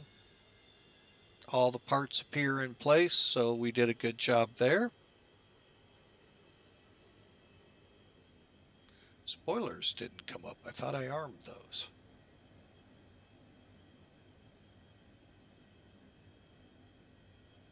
All right, folks, we are clear of the runway. We'll start easing through these check items. Strobes off.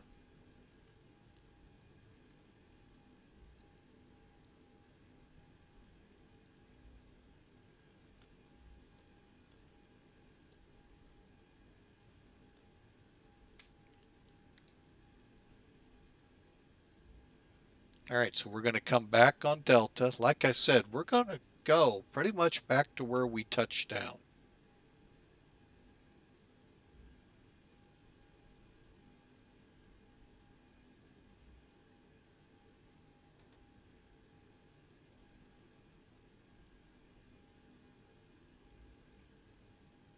Okay, let's get the window heats off.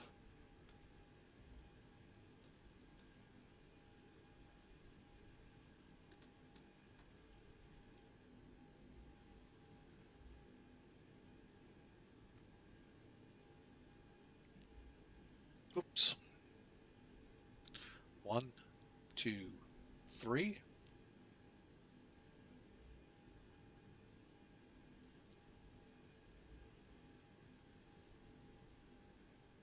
Galley power can come off. Everything's open. Good. All right. We're just waiting on the APU, folks.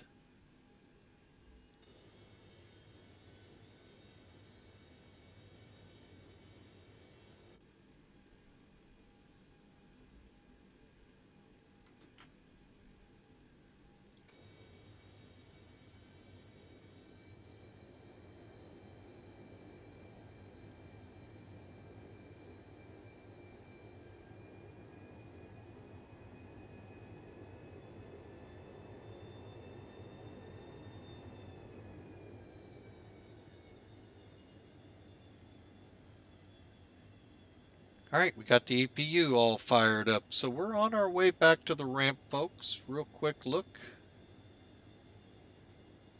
We're going to aim in this area. So we're going to come down Echo.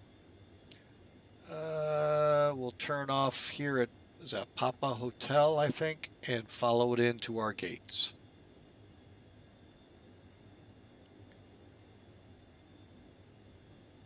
Although coming in, it did not look like we had anything. Out in the distance, Mexico City. Very hazy day, folks. Very hazy indeed. Got a little bit of the high terrain they talk about on the chart.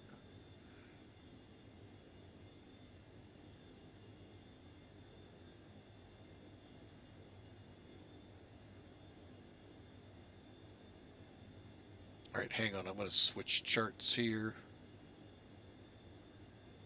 Actually, you know what? I'm just going to pull it. All right, folks. So we are just taxiing in. Let's kind of recap a little bit here.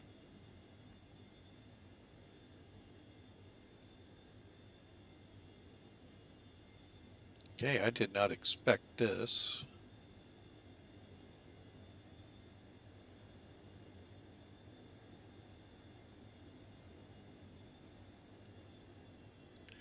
All right, so hang on a second. Okay, yeah, a little bit. Okay, a little bit of a jug handle here, okay. But really hazy down here. Maybe smoggy is more the word here. But we'll look at the landing data here in a second as soon as I get lined up back on El Echo here. My guess is the military is in this portion, the way this looks.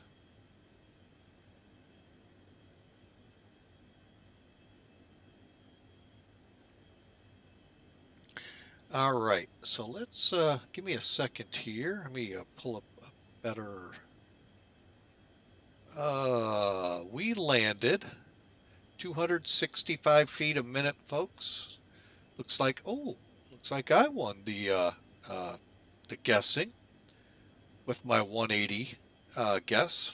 So still fine flight, folks. 4.5 hours in the air, roughly streaming. We've been on live for, correction, 4 hours 15 minutes, so about a 3.5 hour flight. So really fun, always fun, folks. Like I said, this is how I unwind. Do we have somebody on the, oh, I thought we had somebody on the ground over here. I was going to say, welcome.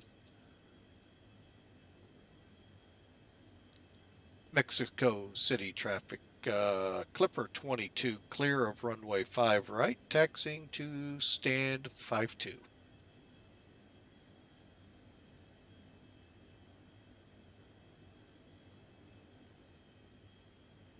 Ah, there they are, just kind of hidden back in here. Terminal 2, I believe this is. Yes. Okay.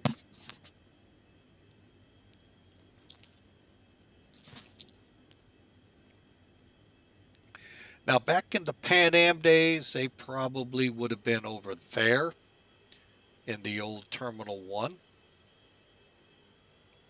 since Pan Am hasn't been around for over 40 years. Well, they don't get to enjoy the new things.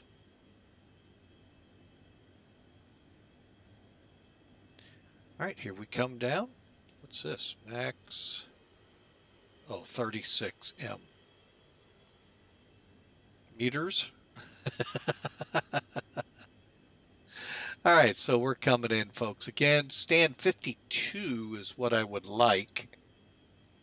Let me make sure I'm headed the right direction. It's going to be all the way down. Okay. Gotta love all these drivers out here that just drive through airplanes. Oh, wait, there is no driver.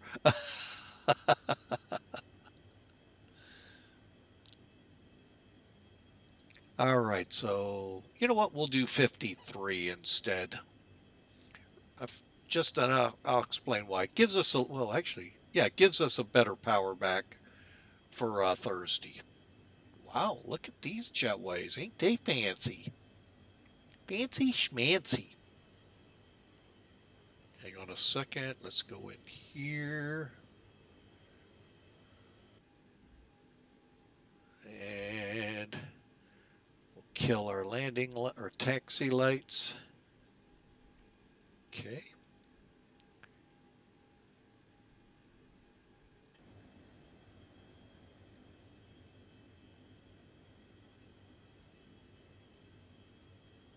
I'm not sure we're going to get any jetway support here. Oh, we are. All right, here we go, folks, into the stand. Like I said, we're going to be in stand now 53. Attention in the terminal. Pan Am Flight 22, gate change to gate 53.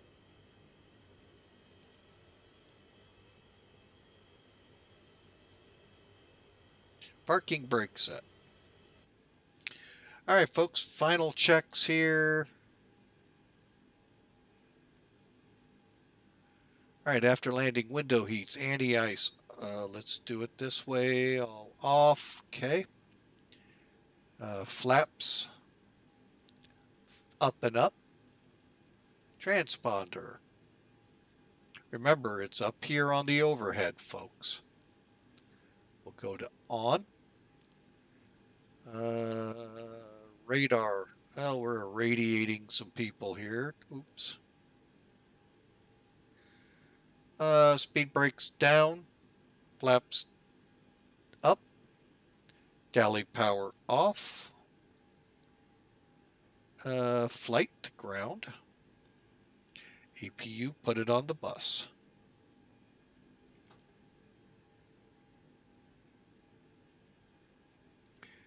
And remember to put this over. Okay, next one, seatbelts and beacon.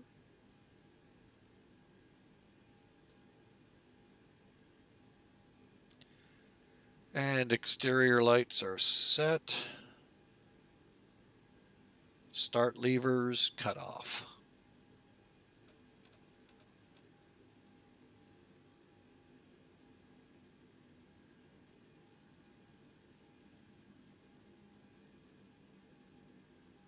Okay, Volanta, real quick, put us in here at 234 on our feet per minute. Again, whoop, go back here. We are on the bus. Hydraulic. System A will go ahead and turn off. B is on. Air conditioning set. Cargo heat off. All right, folks, we are shut down. All right, get rid of that. We're going to hold for a second on the air stair or the jetway. And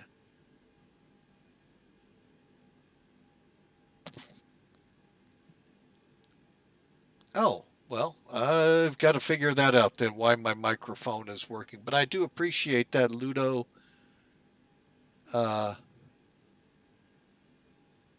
Vanicole.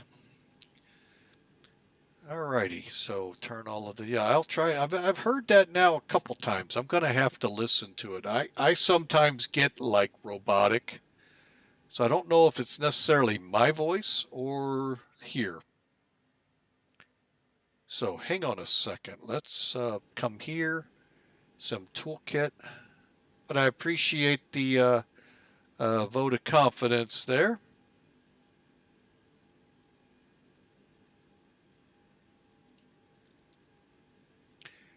Sim toolkit. Where are you? There you are. Okay, Sim toolkit. Did we go ahead just in case? All right. Now, one of the tools in Sim Toolkit, folks, by the way, Sim Toolkit here Pro is free. It's still in beta. What are we up to? 0.814, so it's getting close to 0.1. And folks, if you haven't jumped on this, you're missing out on a whale of a deal. A lot of tools, a lot of streaming tools, just plain old tools for your own flight planning and tracking as you fly across the skies on the sim. So I highly recommend it. Here's one of the tools I really love to use, next to one that's built into X-Plane. Sorry, not Microsoft. Okay, so we go to what's called landing reports. Go to the last flight that you flew or whatever, and it pulls up some interesting data for you. Okay, now this airport has a displaced threshold. So that's where we are not to land in this area. However, that's for takeoff. Now from the blue dot out to the green dot's where we touched down. We were 2,254 feet down the runway. That is actually not bad. Today we've been on for about 4.5 hours. X-Plane 11 overall since August of last year. Or I'm sorry, correction. Last year, 2020. So I really like it. I'm still, reacclimating from the dark side of Microsoft. I'm sorry. I shouldn't say that, but I did. Um, I was an FSX flyer. I did not cross the prepared. I didn't see a need. It had its own problems. So, and I'd actually worked out most of them. Well, thank you. I appreciate that. And we'd love for you to follow the channel and any of you that are out there in the chat. We would sure love to see you on our next flight. So SimToolkit Pro shows us touching down 2,200 feet down. Well, thank you, sir. We sure appreciate you, Lundo Vinicole. Thank you for the follow. Look forward to seeing you on future streams. So 2,200 feet down the runway, and we were only 4 feet to the right of the center line. Now, when you're doing your flights, folks, the goal, this is the actual goal, the landing, aiming point, these big pads painted on the runway. However, from the blue dot, the edge of the threshold here, out to these, this is your landing zone. This is where you want to hit. Now, a lot of people will tell you after this point you go around because, you could be running out of runway. And if you go into Sapalo, not the major international, the other one, the original, you will be running because as soon as you pass those, you hit the one for the other end. So you better be on the go. Or be ready to go to max reverse, and put your feet out like Fred Flintstone would in the cartoons to get stopped. Over here, you get some more data. We touched down at 144. That's a little faster than we needed to. We were looking for 127, so that's part of why the 265.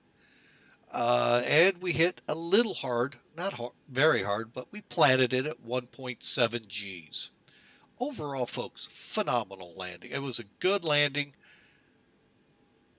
I won't go butter on this one. I kind of, it's a little rougher than it's been lately. It had to happen. Now, the other tool I mentioned, that actually is in X-Plane, not Microsoft, does not have.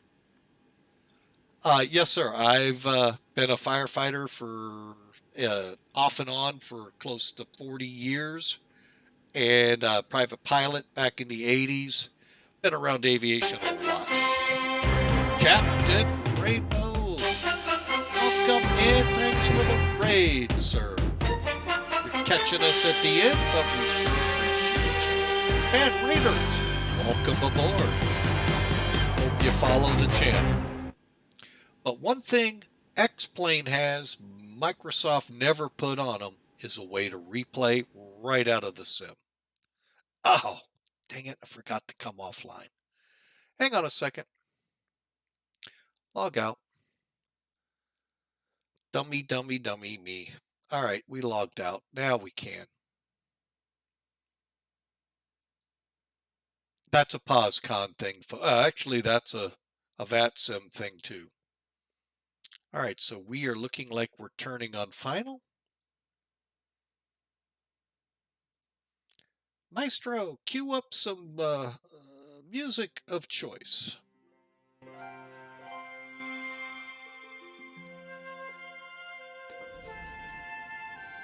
We'll kind of speed it up a little bit here.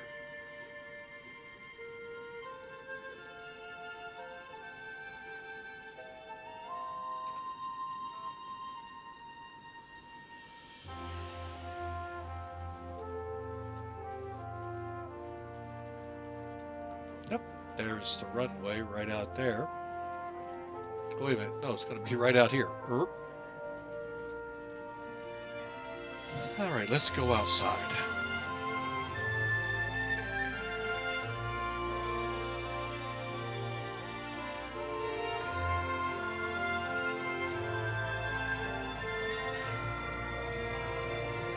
Mexico City, folks.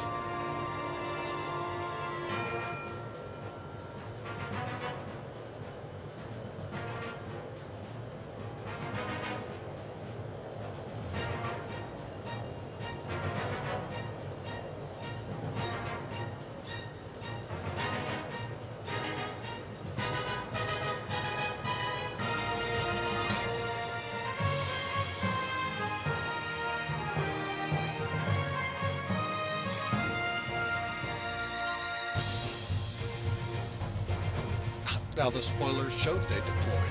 Okay, cool. Very nice. And again, it did look good. All right, let's start it from here. Let's look at it this way.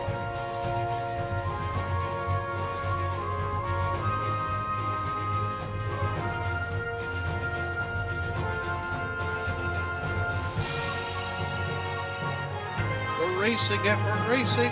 He beat us. Let's set right here.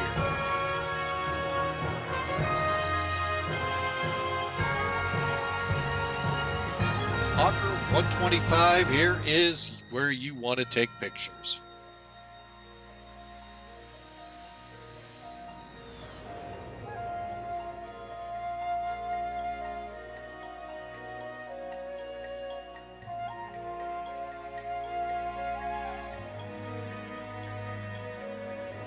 Overall, the approach was pretty stable. And again, folks, those of you just tuning in, if you would click the exclamation mark, the word, then the word ticket, and then a space and the number 1, that'll get you registered in a giveaway. We're giving away a subscription to Flying with Mike on or around 11 July to celebrate our 1 year being an affiliate.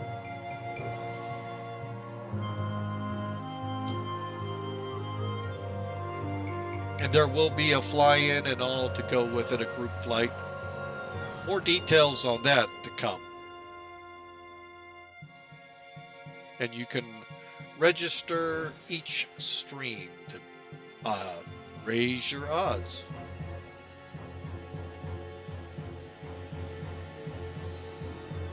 Wow. That thin striped Pan Am looks good.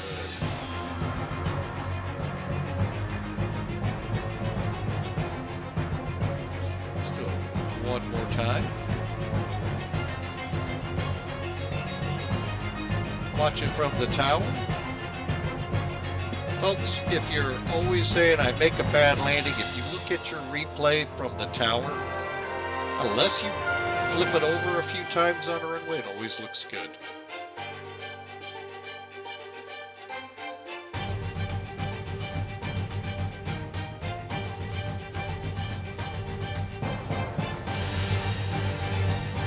Let's take it out one more time.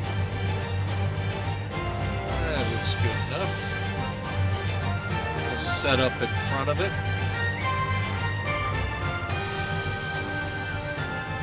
Watch her come in.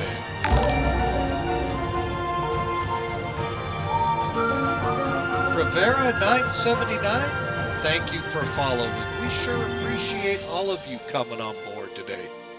And I'm glad I was able to at least put a little bit of grease on the runway for you on that landing. But thank you, Rivera 879. Thank you, Ludo Vanikolai. And I had one other I thought followed us today. But you know, thank you all for following. We appreciate you. We're just about to cross 190. Who knows? Maybe on July 11th we'll cross 200. Make that day even more fun. Thank you all for flying with us. I am going to start looking for a way to pay it forward. See who's all up. I've got nobody up and flying. Ah. How sad. All right, folks. Well, let me go ahead and put her back in the... we'll just watch it taxi in. Thank you all for flying with us today. On Thursday, we'll be back at it. Flying from here, Mexico City, in the 727. Houston, Texas will be where we're headed. So, folks, thank you so much. Thank you for the follows, Captain Rainbow. Thank you for the raid. Y'all have a great night. God bless. And we'll see you then.